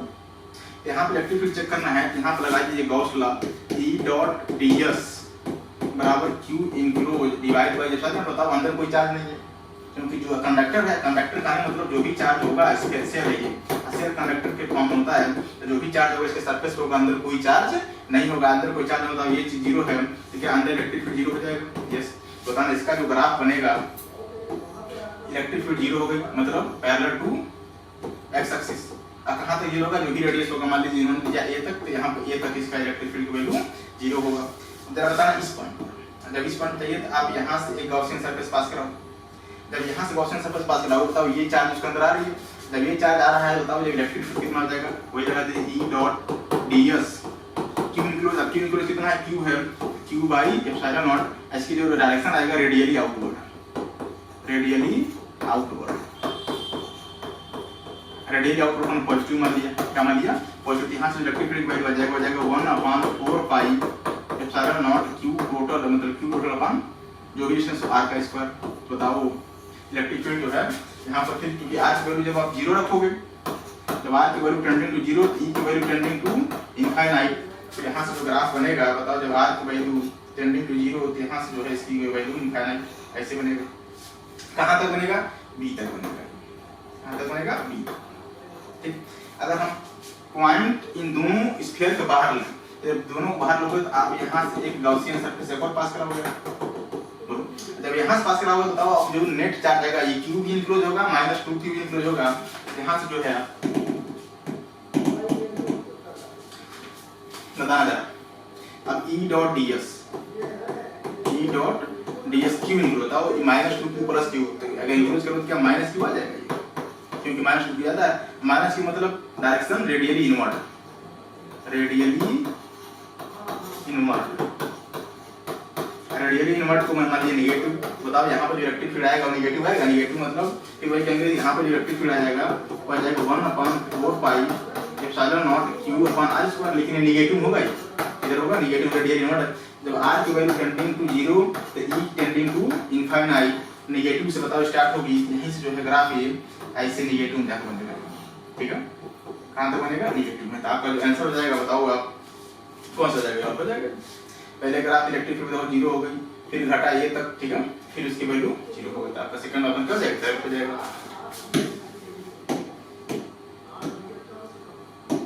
Question number 32 currently the electric field due to the dipole on axis line distance r is equal electric field due to the same dipole is equal to the point। बताओ electric field axis पर क्या होता है dipole की वजह से 2p upon r square. यहाँ से e by 2 की जो वैल्यू आ जाएगा बताओ वो आ जाएगा p upon r cube, square नहीं होता, 2p अपॉन r क्यूब। बताओ यहाँ से e by 2 को निकलिए, बताओ हमसे कह रहे हैं कि इक्वेटोरियल पॉइंट बताओ इलेक्ट्रिक फील्ड की वैल्यू, इक्वेटोरियल पॉइंट पर e नॉट मान लीजिए कितना होता है p अपॉन r क्यूब। तो p अपॉन r की जगह बताओ e by 2 लिख सकते हो, e नॉट की जगह लिख दीजिए, इसकी पूरी जगह लिख दीजिए e by 2। जो इलेक्ट्रिक फील्ड की वैल्यू आती है इक्वेटोरियल पॉइंट पर, वो एक्सियल पॉइंट का क्या होता है, आधा होता है। इन्होंने बताया असर्शन जो दिया क्या सही दिया, एकदम सही दिया। क्यों, क्योंकि बोला है कि इक्वेटोरियल पॉइंट पर जो इलेक्ट्रिक फील्ड होती है वो एक्सियल पॉइंट की आधी होती है। बताओ इक्वेटोरियल पॉइंट जो इलेक्ट्रिक फील्ड एक्सियल पॉइंट की आधी है, तो असर्शन सही है। रीजन क्या कारण electric field due to the dipole vary at the square of the electric field vary कर रही है क्यूब के इनवर्सली प्रोपोर्शनल।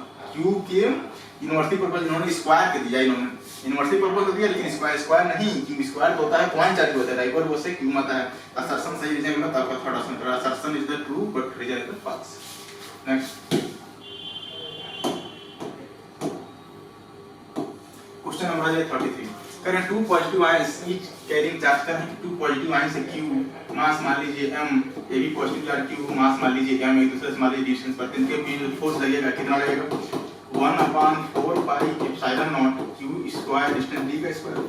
यहां से q की जो वैल्यू आ जाएगा 4 पाई epsilon not f d square. क्या जाएगा हमसे पूछ रहे हैं कितना इलेक्ट्रॉन जो है इसमें इलेक्ट्रॉन का जो मिसिंग है, तो आप इसको रख दीजिए n × e के बराबर। यहाँ से n की वैल्यू पूछ रहे हैं तो आप इसको डिवाइड कर दो 4 पाई epsilon not f d square distance करा नीचे डिवाइड कर दो इसे, अगर शायद इसको अंदर ले जाना चाहोगे तो इसको स्क्वायर कर दो रूट के अंदर, तो 4 पाई epsilon not f d square नीचे कर देना स्क्वायर, कितने इलेक्ट्रॉन मिसिंग होंगे उसको आपका आंसर आ जाएगा थर्ड पार्ट। हम नेक्स्ट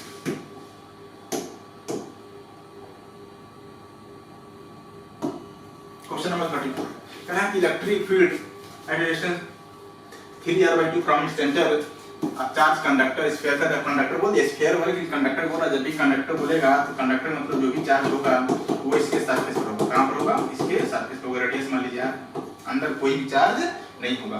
कह रहे हैं कि 3r/2 बताओ 3r/2 क्या इस स्फीयर के बाहर पड़ेगा, यहां पे इलेक्ट्रिक फील्ड की वैल्यू दिया हुआ है, कोई दिक्कत नहीं।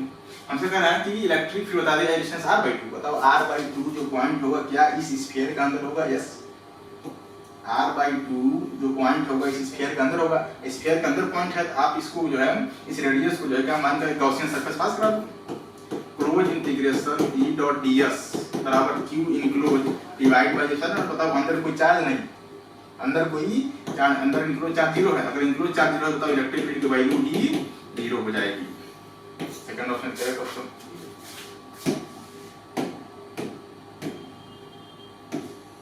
क्वेश्चन नंबर आज कह रहे हैं कि बताना है कि net flux through the surface, बताओ फाई क्या होता है q enclose divide by epsilon, मतलब जितना इनक्लोज होगा चार्ज इस सरफेस के अंदर सिर्फ उतने की वजह से ही फ्लक्स इस सरफेस के अंदर होगा, बाहर वाले चार्ज से कोई मतलब नहीं है। कब जब सरफेस पूरा क्लोज हो 3D हो, अगर सरफेस पूरा क्लोज है 3D है तो बाहर वाला चार्ज से मतलब नहीं, क्यों क्योंकि जितना ये चार्ज यहाँ पर बनाएगा पॉजिटिव फ्लक्स उतना ही जब निकलेगा तो बनाएगा नेगेटिव फ्लक्स बराबर, तो नेट फ्लक्स 0 हो जाएगा, इसीलिए बाहर वाला चार्ज का कोई फ्लक्स अंदर हम काउंट नहीं करते। बताओ अंदर कितना चार्ज है q + q, तो जो फ्लक्स हो जाएगा बताओ 2q/ε हो जाएगा, क्योंकि अंदर दो ही चार्ज हैं तो दो ही चार्ज वैसे फ्लक्स होगा। Second option correct.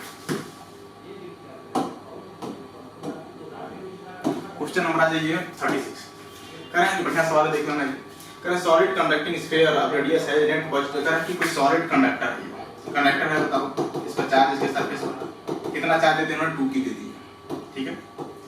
इस इन्होंने जो है एक कॉन्सेंट्रिक स्फीयर ले लिया, सेल ले लिया, कह रहे हैं कि radius of concentric with the solid sphere and has the net charge minus के बताओ जो इस पर सरफेस होगा कहां होगा सरफेस पर, बताओ अगर कंडक्टर है बताया था जब भी कंडक्टर आएगा तो कंडक्टर क्या कहता है मेरी प्रॉपर्टी है कि मेरे अंदर नेट चार्ज 0 होता है, नेट फील्ड 0 होता है कंडक्टर के अंदर, मेरी प्रॉपर्टी है मैं अपने अंदर नेट चार्ज 0 रखता हूं, नेट फील्ड 0 रखता हूं। मतलब आपने इसके अंदर एक 2q चार्ज रख दिया तो कहेगा भाई आपने 2q चार्ज रख दिया तो मैं इसका अपना व्यवस्था करूंगा, कैसे व्यवस्था करूंगा तो ये क्या करेगा, इतना आपने 2q चार्ज यहां बनाया है ये अपने जो चार्जेस हैं उस चार्ज को करेगा रीअरेंज इंड्यूस पोलराइज, इतना 2q है उतना ही यहां पर ये माइनस अपने सरफेस पर बनाएगा, कितना बनाएगा इतना +2q उतना ही यहां पर -2q, इतना यहां -2q बनाता है उतना ही यहाँ +2q बनाता है ताकि नेट चार्ज में कोई फर्क ना होता। नेट चार्ज देखने से तो भी -2 क्यों कितना -2q उतना +2q, नेट चार्ज 0 अभी भी कितना है -2, इसने बनाया इसलिए है ताकि ये जो अपने अंदर चार्ज दिया है इसको आपको क्या करना है 0 करना है, क्यों क्योंकि इसका इलेक्ट्रिक फील्ड आ जाएगी, इलेक्ट्रिक फील्ड तो इसकी प्रॉपर्टी खत्म, ये जो प्रॉपर्टी है कि मेरे अंदर नेट इलेक्ट्रिक फील्ड 0 होता है, इसलिए जो है इन्होंने अपने सरफेस पर एक माइनस चार्ज क्या कर दिया यूज कर दिया। आप देखो इसको आप एक गॉसियन सरफेस मानकर रेडियस मान गॉसियन सरफेस जब पास कराओगे तो E.ds बराबर q इनक्लोज, बताओ q enclose -2q + 2q -2q + 2q upon epsilon बताओ ये चीज 0 हो गई, अगर 0 हो इलेक्ट्रिक फील्ड की वैल्यू 0 हो गई। यही तो कंडक्टर चाहता है कि मेरे अंदर नेट इलेक्ट्रिक फील्ड 0 होता है, बताओ इन्होंने क्या किया, अपने चार्जेस को रीअरेंज करके हमारे को कितना देता है कि अपना नेट इलेक्ट्रिक फील्ड 0 रखना है। हमसे पूछे हैं कि बताना है सरफेस चार्ज डेंसिटी, इनर वाले पर और आउटर वाले पर। बताओ यहाँ पर सेल है, इसमें जो सरफेस चार्ज डेंसिटी होगा सिग्मा होगा। सिग्मा क्या होता है, क्यू टोटल अपॉन एरिया। बताओ इनर वाले चार्ज टोटल चार्ज कितना है, -2q, -2q एरिया कितना हो जाएगा, 4πb²। ये रेडियस कितना है, ये है ना, ये हाई रेडियस b है तो हो जाएगा 4πb² हो जाएगा सिग्मा। इस पर इनर वाला चार्ज पर आउटर वाला चार्ज कितना हो जाएगा, सिग्मा 2q टोटल, तो -q + 2q कितना हो जाएगा, q डिस्टेंस 4πc², 4πc²। तो जो सरफेस चार्ज आ जाएगा -2q, फर्स्ट ऑप्शन।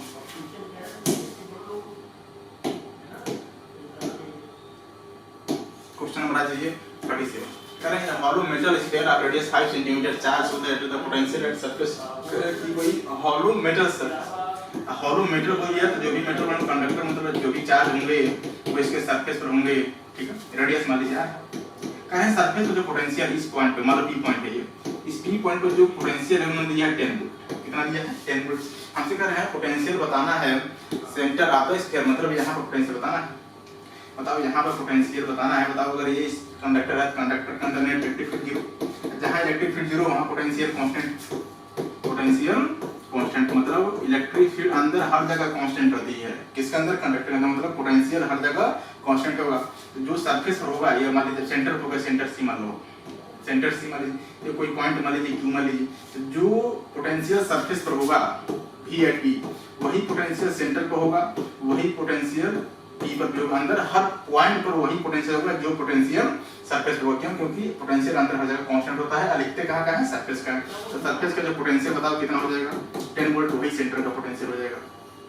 क्योंकि इलेक्ट्रिक फील्ड 0 है, इलेक्ट्रिक फील्ड होता है पोटेंशियल कांस्टेंट। तो सरफेस में पोटेंशियल 10, तो सेंटर पे पोटेंशियल 10 वोल्ट, अंदर हर जगह पोटेंशियल 10 वोल्ट। तो सेकंड ऑप्शन करेक्ट हो जाएगा। क्वेश्चन नंबर आ जाइए 38। करें कि चार्ज ऑफ द माइनर, करें कि चार्ज ऑफ 64 आइडियो, ये बहुत फेमस सवाल है इंटर का कि छोटी बूंदों की त्रिज्या मिलकर बड़ी बूंद की त्रिज्या बनाई गई। कह रहे हैं कि 64 ड्रॉप में बूंदे हैं, ठीक है। इन पर एक 50 कितना 10⁻⁷ रेडियस कितना दिया है इन्होंने, रेडियस r मान। इन सभी 64 को मिलाकर एक बड़ी ड्रॉप बनाई गई। इन सभी 64 ड्रॉप को मिलाकर एक बड़ी ड्रॉप बनाई गई। मैंने इसका चार्ज मान लिया q, रेडियस मान लिया r, ठीक है। बताओ यही ड्रॉप है, यही ड्रॉप इनके बड़े ड्रॉप बने हैं, तो बताइए इनका मास कंजर्व हो जाएगा। यस, इनके छोटे ड्रॉप मतलब 64 ड्रॉप मिलकर बड़े ड्रॉप बने हैं, तो मास तो कंजर्व रहेगा, डेंसिटी वही है। मास कंजर्व मतलब m इनिशियल बराबर m फाइनल। m क्या बताओ, मास क्या होता है, डेंसिटी और होता है मास अपॉन वॉल्यूम। तो जो मास हो जाएगा ρ(v1) ρ(v2), कैंसिल हो जाएगा क्योंकि डेंसिटी तो वही लिक्विड है। तो वॉल्यूम कंजर्वेशन हम लगाते हैं, वॉल्यूम कंजर्वेशन। बताओ इसका वॉल्यूम बताइए कितना हो जाएगा, 4/3 पाई r क्यूब कितने हैं, 64 है, तो 64 से मल्टीप्लाई कर दीजिए। एक स्क्वायर का वॉल्यूम 4/3 पाई r क्यूब 64 है, तो 64 से मल्टीप्लाई कर दो के बराबर है। अब इसका 1 इन्होंने एक ड्रॉप बनाया, तो 1 इसका वॉल्यूम कितना हो जाएगा, 4/3 पाई कैपिटल r क्यूब। तो 4/3 से 4/3 बताओ, यहाँ से जो कैपिटल r आ जाएगा वो आ जाएगा आपका 4r, और r क्यूब ने दिया 2 सेंटीमीटर, तो जो कैपिटल रेडियस हो जाएगा 8 सेंटीमीटर, ठीक है। अब चार्जेस कैसे निकालोगे, चार्जेस कंजर्व रहेंगे, चार्जेस क्या रहेंगे, कंजर्व निकालिए, q इनिशियल बराबर q final. Conservation of charge, conservation बताया था मैंने आपको इलेक्ट्रिक चार्ज में, कंजर्वेशन ऑफ चार्ज। बताओ एक चार्ज पर कितना, एक ड्रॉप पर कितना चार्ज है, 10⁻⁷। कितने ड्रॉप में, 64 है, तो 64 कर लीजिए बराबर हो जाएगा q की जो वैल्यू आ जाएगा 64 × 10⁻⁷। हमसे पूछे हैं बताना इसका पोटेंशियल सरफेस का। बताओ सरफेस में पोटेंशियल हो जाएगा 1/4πε0 q टोटल अपॉन r, इसकी वैल्यू 9 × 10⁹। q टोटल की वैल्यू लिख चुके हो आप 64 × 10⁻⁷। डिस्टेंस हो जाएगा आपका 8 × 10⁻²। इसको सॉल्व करो तो आ जाएगा आपका 7.2 × 10⁻3। इसको सॉल्व कर लीजिएगा, पोटेंशियल आ जाएगा 7.2 × 10⁻3। First option is correct.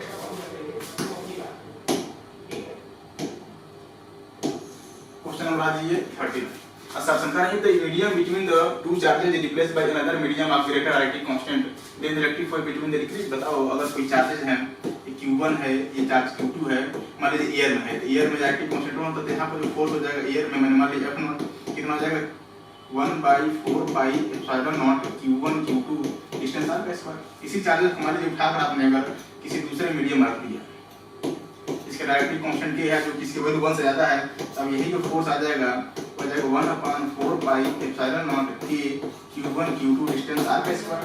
इस पूरे जगह आप इनिशियल फोर्स लिख सकते हो तो F0/k, F0 तो जो नया फोर्स आ जाएगा तो F0/k मतलब k बराबर 1 से ज्यादा होगा तब जो नया फोर्स आएगा वो पहले से कम हो जाएगा। तुमने सही बोला है कि फोर्स क्या हो जाएगा, डिक्रीज हो जाएगा। फोर्स क्या हो जाएगा, डिक्रीज हो जाएगा। कब, जब आप उसमें नया इलेक्ट्रिक मतलब कोई अलग मीडियम रखो जिसकी डायरेक्टिव कांस्टेंट 1 से ज्यादा होगी, तो आपका असर्शन सही है। रीजन देखिए, कह रहे electric dipole moment vary universally as the directive constant. Dipole moment को बताना जो इलेक्ट्रिक होता है फील्ड 1/4πε0 k 2p/r/q। यहाँ से बताना ये k इधर आ जाएगा तो जो p की वैल्यू आएगी वो डायरेक्टिव कांस्टेंट के प्रोपोर्शनल आ रही है। इन्होंने बोला है यूनिवर्सली प्रोपोर्शनल, तो रीजन गलत है, असर्शन आपका सही है और रीजन फाल्स है। क्यों रीजन फाल्स है, क्योंकि जो p आ रहा है वो k के डायरेक्टली प्रोपोर्शनल है, इन्होंने यूनिवर्सली प्रोपोर्शनल बोला हुआ है। थर्ड ऑप्शन देखा है। नेक्स्ट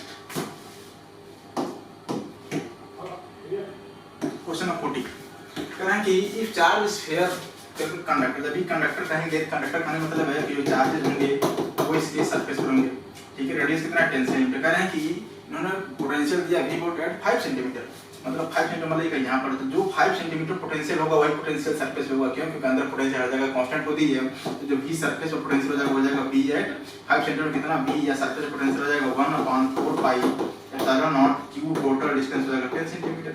यहाँ बताना 1/4πε0 q टोटल की जो वैल्यू आ जाएगा 10। कितना जाएगा 10। हमसे पूछ रहे हैं, बता दिए पोटेंशियल एट 15 सेंटीमीटर, 15 सेंटीमीटर इससे बाहर पड़ेगा, इस स्फीयर से बाहर पड़ेगा, तो बाहर पूरे चार्ज को मानेंगे सेंटर पे, पूरे चार्ज को मानेंगे सेंटर पे। जब पॉइंट कहाँ हो, बाहर हो, पॉइंट चार्ज में पोटेंशियल लिखना जानते हो कितना होता है, मैंने v नॉट मान लिया 1/4πε0 q टोटल अपन 15 सेंटीमीटर। इस पूरे वैल्यू का पहले से निकाल चुके हैं, कितना है 10v डिवाइड बाय 15। इसको सॉल्व कर हो जाएगा 2/3v, मतलब 15 सेंटीमीटर जो पोटेंशियल हो जाएगा 2v बाय सेकंड ऑप्शन है। नेक्स्ट क्वेश्चन नंबर दीजिए 41 क्या है कि two plate are the potential -10 volt 30 volt. इन्होंने कहा है कि दो प्लेट हैं जिसका एक का पोटेंशियल मान लीजिए 10 वोल्ट है और दूसरे का पोटेंशियल मान लीजिए कितना है 30 वोल्ट है, ठीक है। कह रहे हैं कि if the separation between the plates 2 centimetre, इनके बीच का जो सेपरेशन कितना है 2 सेंटीमीटर है। जो भी चार्जेस होंगे इसके सरफेस पर होंगे, माइनस अगर है ये,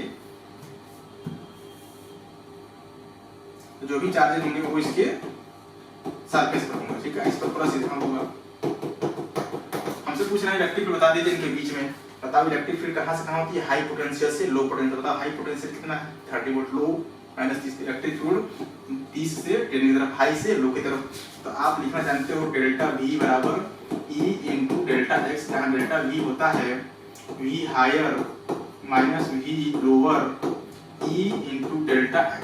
माइनस टाइम्स होता है लेकिन माइनस लिखते हैं, यहाँ V लोअर लिखते हैं, तो मैंने ऑलरेडी यहाँ पे जो है माइनस मल्टीप्लाई कर दिया, तो V higher minus V lower direct आप E डॉट डेल्टा x। तो V हायर बताओ 30 वोल्ट है, माइनस फार्मूले में ये -30 ऑलरेडी है, तो -30 करें 10 बराबर E डेल्टा x। बताओ 2 इनटू 10 टू द पावर -2। यहाँ से E की वैल्यू आप सॉल्व कर हो जाएगा 40 divide by 2 into 10 to the power -2 हो जाएगा 2000 वोल्ट पर मीटर।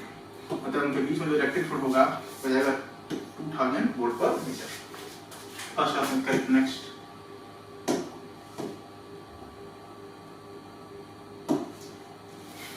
यूनिफॉर्म इलेक्ट्रिक फील्ड दिया इन्होंने, बता जब भी अगर इलेक्ट्रिक फील्ड मतलब यूनिफॉर्म हो, मतलब x y z में हो, तो आप जो पोटेंशियल राइट लिखिए dV बराबर -E टाइम्स dr, ठीक है। जहां dr कंसीडर कर लो आप, dx का I का dy का j का, क्योंकि इलेक्ट्रिक फील्ड भी x और y के लंब है तो मैंने dr भी x और y के लंब बना है। बताओ जो dV हो जाएगा, यहां से जब डॉट प्रोडक्ट करोगे तो आ जाएगा E नॉट, माइनस को बाहर कर दे, E not dx plus 2E not dy, ठीक है। अगर आपको पोटेंशियल चाहिए टोटल तो आप कर दीजिए इसको इंटीग्रेट, माइनस को बाहर कर दीजिए, तो हो जाएगा E नॉट dx। कहां से बताओ, जब 0 का 0 पर पोटेंशियल मान लिया कितना 0, कह रहे हैं कि पोटेंशियल बताना है x नॉट का 0 पर, तो इसको आप मान लीजिए x नॉट वहां पर पोटेंशियल मान लिया कि प्लस 2E नॉट dy 0 से 0 देखो इसमें जो इसका लिमिट y वाला 0 इनिशियल और फाइनल 0, ये टर्म टोटल 0 हो गई। क्यों? क्योंकि इसका लिमिट ही 0, जब लिमिट देखो तो टोटल वैल्यू 0 हो जाएगी। यार यहाँ का हो जाएगा v बराबर माइनस ये e नॉट कांस्टेंट है इंटीग्रेशन से बाहर, ds का इंटीग्रेशन x से y तक हो जाएगा e नॉट x, जो पोटेंशियल हो जाएगा minus times e not x not. Second option is correct. Next question number 43 कह रहा है कि पोटेंशियल पर दिया गया है, कह रहा है कि इलेक्ट्रिक बताना है, स्ट्रेंथ बताओ। इक्विपोटेंशियल सरफेस दिया गया है, इक्विपोटेंशियल सरफेस दिया गया है, इलेक्ट्रिक फील्ड इक्विपोटेंशियल सरफेस के परपेंडिकुलर होती है। अगर इक्विपोटेंशियल सरफेस ये बताओ इलेक्ट्रिक फील्ड इसी में इधर होगी। क्यों होगी? क्योंकि इक्विपोटेंशियल सरफेस के परपेंडिकुलर होता है इलेक्ट्रिक फील्ड। यहाँ पर इलेक्ट्रिक फील्ड ऐसे होगा। कहाँ से कहाँ होता है इलेक्ट्रिक फील्ड? हाई पोटेंशियल से लो। बताओ ये 30 वोल्ट हाई है, 20 लो है, तो 30 से 20 तरफ होगा। तो आप वही लगाइए v higher minus v lower e delta x। बताओ v हाई कितना है? 30 वोल्ट है, ये हो जाएगा आपका 20 वोल्ट। ई की वैल्यू पूछ रहे हैं डेल्टा एक्स बताओ। डेल्टा एक्स बताना। अगर ये डिस्टेंस मान लीजिए कितना है, ये 10 सेंटीमीटर है, 20 हो जाएगा 10 सेंटीमीटर, कितना हो जाएगा 10 सेंटीमीटर। अगर ये एंगल 90 है क्योंकि परपेंडिकुलर है, ये एंगल दिया 30, तो ये कितना हो जाएगा 60। जो डेल्टा मतलब 10 आपका ये आया 10, ये है आपका, तो 10 का इधर काउंटर ले लीजिए, कितना आ जाएगा? ये एंगल कितना है 60 है, ये आ जाएगा 10 का cos 60। क्योंकि हम जो डिस्टेंस लेते हैं डेल्टा x वो इलेक्ट्रिक फील्ड के अलोंग लेते हैं, तभी cos 0 वैल्यू बनाएगी। यहाँ पे डेल्टा x लोगे आप तो क्या लोगे? 10 का cos 60। यहाँ पे जो आ जाएगा डेल्टा x हो जाएगा 10 का cos 60 डिग्री। ये बताओ कितना आ जाएगा? 10 बराबर e इंटू 10 इंटू 1/2, जो कि सेंटीमीटर में, इसको चेंज कर देंगे मीटर में, यहाँ से e की वैल्यू आ जाएगा 200 वोल्ट पर मीटर। सॉल्व करेंगे, यहाँ से आ जाएगा 200 वोल्ट पर मीटर। बताओ एंगल बताएंगे, इलेक्ट्रिक बताइए इलेक्ट्रिक फील्ड ऐसे आ रही है। बताओ ये आपका एक्स एक्सिस, ये आपका 60 डिग्री, एक्स एक्सिस एंगल ये कितना हो जाएगा? 120 डिग्री। तो जो एंगल आ जाएगा 220 पर वोल्ट पर मीटर, एंगल कितना आ जाएगा? 120 degree with x axis, with x axis. बढ़िया सवाल था ये। तो आपका थर्ड ऑप्शन करेक्ट हो जाएगा, विथ एक्स एक्सिस 120 और जो मैग्नीट्यूड हो जाएगा 200 वोल्ट पर। क्वेश्चन नंबर आ जाए 44 कह रहे हैं कि moving charge A to B दिया गया, कह रहे हैं वर्क दिया है इन्होंने कि ए से बी जा रहा है, इतना वर्क दिया है, हमसे वर्क पूछ रहे हैं जब सी से ए है। ठीक है, ये पोटेंशियल डिफरेंस पूछा गया। बताओ वर्क क्या होता है? q delta v, q v final minus v initial. बताओ चार्ज अगर नेगेटिव है, इलेक्ट्रॉन है, तो इसका जो वर्क इन्होंने दिया हुआ है कितना दिया work? 6.4 into 10 to the power minus 19। चूंकि इलेक्ट्रॉन है तो नेगेटिव को 1.6 10 to the power minus 19। v final होता है, फाइनल हो जाएगा va और ये जाएगा इनिशियल vb। ठीक है, va माइनस v बताओ ये कट जाएगा आपका कितने टाइम्स में? 4 टाइम्स। माइनस से मल्टीप्लाई कर दोगे तो हो जाएगा vb minus va। vb minus va की वैल्यू कितना आएगा? फॉरवर्ड हमसे पूछ रहे हैं vc माइनस va। बताओ ये जो v है ये इक्विपोटेंशियल सरफेस, कैसा सरफेस है? इक्विपोटेंशियल रहेगा। इक्विपोटेंशियल सरफेस है तो इस पॉइंट पे इतना पोटेंशियल होगा, वही पॉइंट इस पॉइंट पे उतना ही पोटेंशियल होगा, इस पॉइंट पे भी उतना ही, इस पॉइंट पे भी उतना ही, इस पॉइंट पर उतना ही। जितना पॉइंट इस पॉइंट पर पोटेंशियल होगा, क्योंकि दोनों इक्विपोटेंशियल सरफेस है। इक्विपोटेंशियल सरफेस मतलब पॉइंट मतलब पोटेंशियल हर जगह बराबर मतलब कांस्टेंट कर सकते हो। तो जो पोटेंशियल v एट b होगा वही पोटेंशियल v एट c होगा, क्योंकि इक्विपोटेंशियल सरफेस है। तो v जगह से लिख दीजिए तो vc माइनस va की वैल्यू कितना हो जाएगा? 4 volt. vc minus va volt. तो सेकंड ऑप्शन था करेक्ट।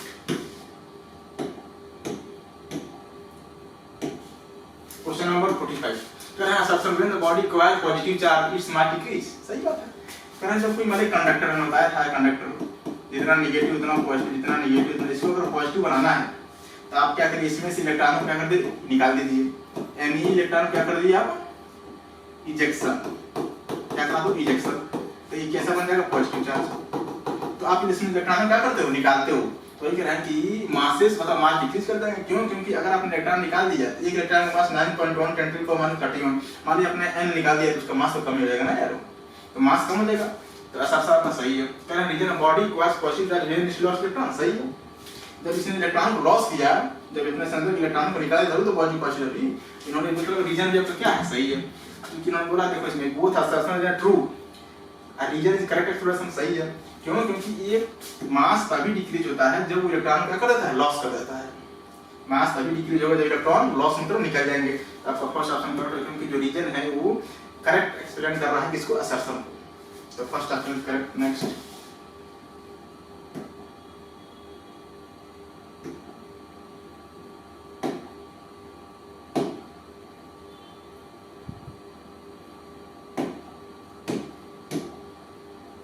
क्वेश्चन नंबर 46 देखो बढ़िया सवाल है। कह रहे हैं कि रिंग दिया हुआ, ठीक है, बताओ ये आपका टोटल रिंग है। देखिए अगर यहाँ देखेंगे आप तो ये आपका सेमी सर्कुलर रिंग पॉजिटिव वाला, ये नेगेटिव वाला। तो सेमी सर्कुलर रिंग की वजह से इलेक्ट्रिक फील्ड का फार्मूला याद होना चाहिए। सेंटर पे कितना होता है, वो होता है 1/2 pi epsilon naught lambda by R. ये सेमी सर्कुलर रिंग जो इलेक्ट्रिक फील्ड का फार्मूला होता है, सेंटर का फार्मूला एकदम याद होना चाहिए। बताओ यहाँ से क्योंकि अगर यहाँ पर इलेक्ट्रिक फील्ड निकालनी है, यहाँ पर चाहिएगा 1 कूलम पर किस चार्ज, ये इसको रिपेयर करेगा किधर, नीचे की तरफ। यहाँ पर इलेक्ट्रिक फील्ड वैल्यू आ जाएगा E1 हो जाएगा 1/2 pi epsilon naught lambda by R minus J में, किधर जाएगा माइनस जे में। बताओ ये नेगेटिव है, ये वाला आपका नेगेटिव है। यहाँ पर चाहिए इलेक्ट्रिक फील्ड सेंटर को, यहाँ पर रखेंगे, जहाँ पर इलेक्ट्रिक फील्ड चाहिए तहाँ पर चाहिए 1 कूलम का टेस्टर रखेंगे। तो ये प्लस ये माइनस इसको अपने तरफ अटेट करेगा। यहाँ पर जो E2 वैल्यू आ जाएगा उतना ही आ जाएगा, बस डायरेक्शन का डिफरेंस होगा 1/2 pi epsilon naught lambda by R, direction अभी माइनस जे डायरेक्शन में। तो जो नेट इलेक्ट्रिक फील्ड आ जाएगा E नेट तो क्या जाएगा E1 vector plus E2 vector, कितना जाएगा दोनों काट कर दोगे तो 1/2 pi epsilon naught lambda by R minus J. क्योंकि मैग्नीट्यूड पूछे हैं, जब मैग्नीट्यूड ले लेंगे आप, जब मैग्नीट्यूड ले लेंगे तो डायरेक्शन हट जाएगा, आ जाएगा 1/2 pi epsilon naught R lambda, ये जाएगा आपका मैग्नीट्यूड।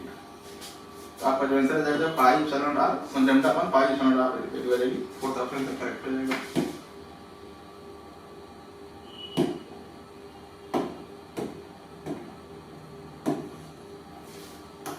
छोटी सी पार्ट के लिए कहना है कि कोई चार्ज ये है, ठीक है, मास m चार्ज q, इसको आपने इलेक्ट्रिक फील्ड में रख दिया है। कहाँ रख दिया हुआ, इलेक्ट्रिक फील्ड में, ठीक है। इसकी वेलोसिटी 0 है। दूसरा कोई पार्ट है b, मास सेम है, चार्ज 4q है, इसको आपने इलेक्ट्रिक फील्ड सेम स्ट्रेंथ में रख दिया, इसको भी वेलोसिटी 0 से छोड़ा हुआ है।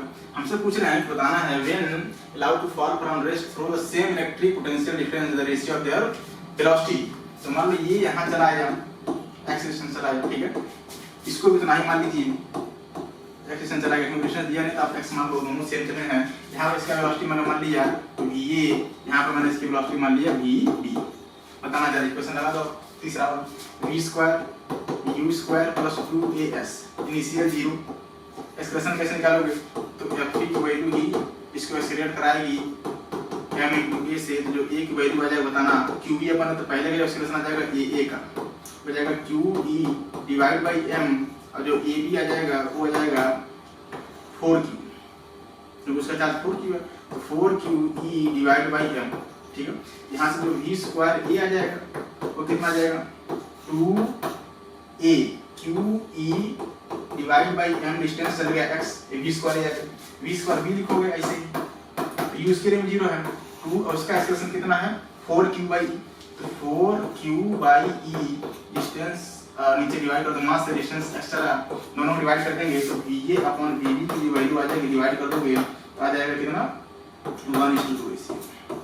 यहाँ से रूट ले जाएगा, ये टेबल कर देगा, ऊपर रूट हो जाएगा 1/2, तो जो आंसर आ जाएगा सेकंड पार्ट। नेक्स्ट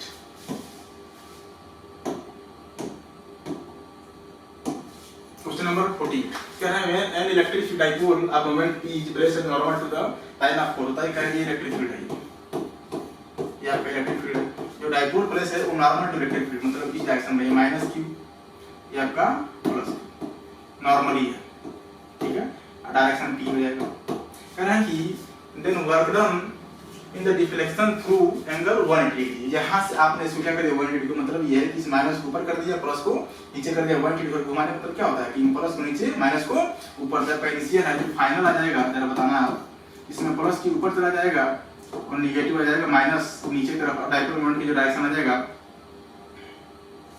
यहाँ पर माइनस, यहाँ पर इसको आप कर लीजिए, इसको माइनस इसको प्लस, तो माइनस वाला ऊपर चला जाएगा, माइनस वाला ऊपर चला जाएगा, माइनस q, ये हो जाएगा प्लस q, और डायरेक्शन बताओ इधर आ जाएगी। ये एंगल क्योंकि टोटल पता हमको जो एंगल चाहिए वो चाहिए x एक्सिस इलेक्ट्रिक फील्ड से। अगर ये आपका पूरा 180 तो इससे कितना हो जाएगा थीटा बता 270 डिग्री। भैया हमें जो इलेक्ट्रिक फील्ड मतलब जो एंगल चाहिए था वो x एक्सिस से इलेक्ट्रिक फील्ड से ही एंगल, तो चूंकि इन्होंने 180 पहले घुमा दिया है, पहले कितना था 90 डिग्री, तो दोनों काट कर दो 90 प्लस 180 कितना है 270 डिग्री। यहाँ पर जो थीटा इनिशियल था वो कितना था 90 डिग्री, इसको अपन y घुमा दिया तो जो इलेक्ट्रिक फील्ड से एंगल जो इलेक्ट्रिक फील्ड से ही है, क्या चाहिए इलेक्ट्रिक फील्ड से, इलेक्ट्रिक फील्ड से हमारे 270 डिग्री।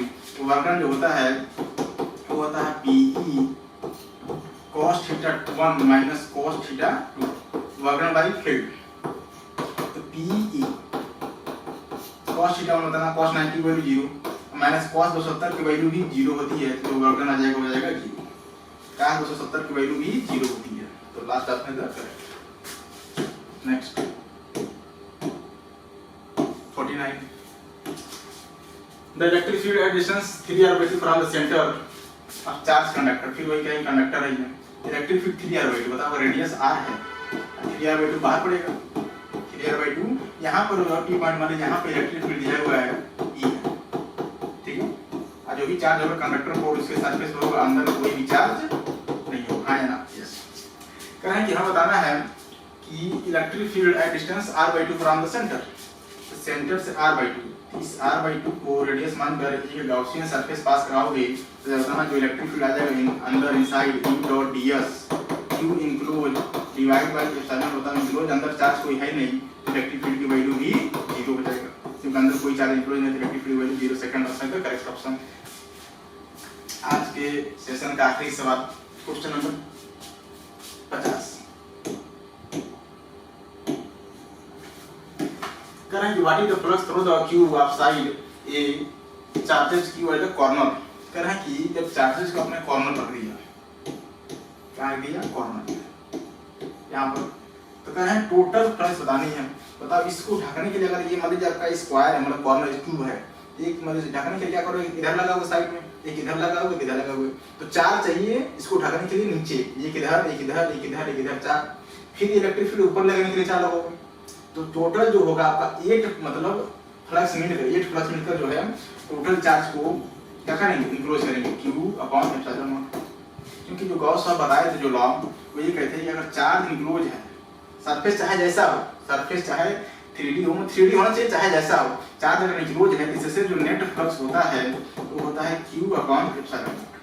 इनक्लोज होना चाहिए, मतलब इससे फील्ड लाइन बाहर नहीं है, इससे फील्ड लाइन सब फंसे अंदर, बाहर नहीं जाना चाहिए।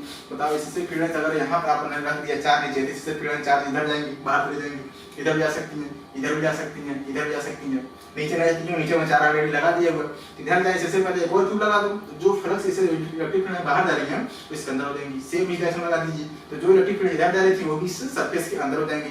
इससे 8 फ्लक्स मिलकर टोटल चार्ज क्या करेंगे, इनक्लोज करेंगे। तो एक फ्लक्स कितना बनाएगा, एक सरफेस Q/8ε0, 8 सरफेस मिलकर Q मतलब टोटल चार्ज को फ्लक्स इंक्रीज करेंगे कितना, Q/ε0, एक कितना करेगा Q/8ε0। आपको जो आंसर आ जाएगा Q/8ε0, थर्ड ऑप्शन। चलिए आज की बातें यहीं तक, मैं आपका विनय, मिलते हैं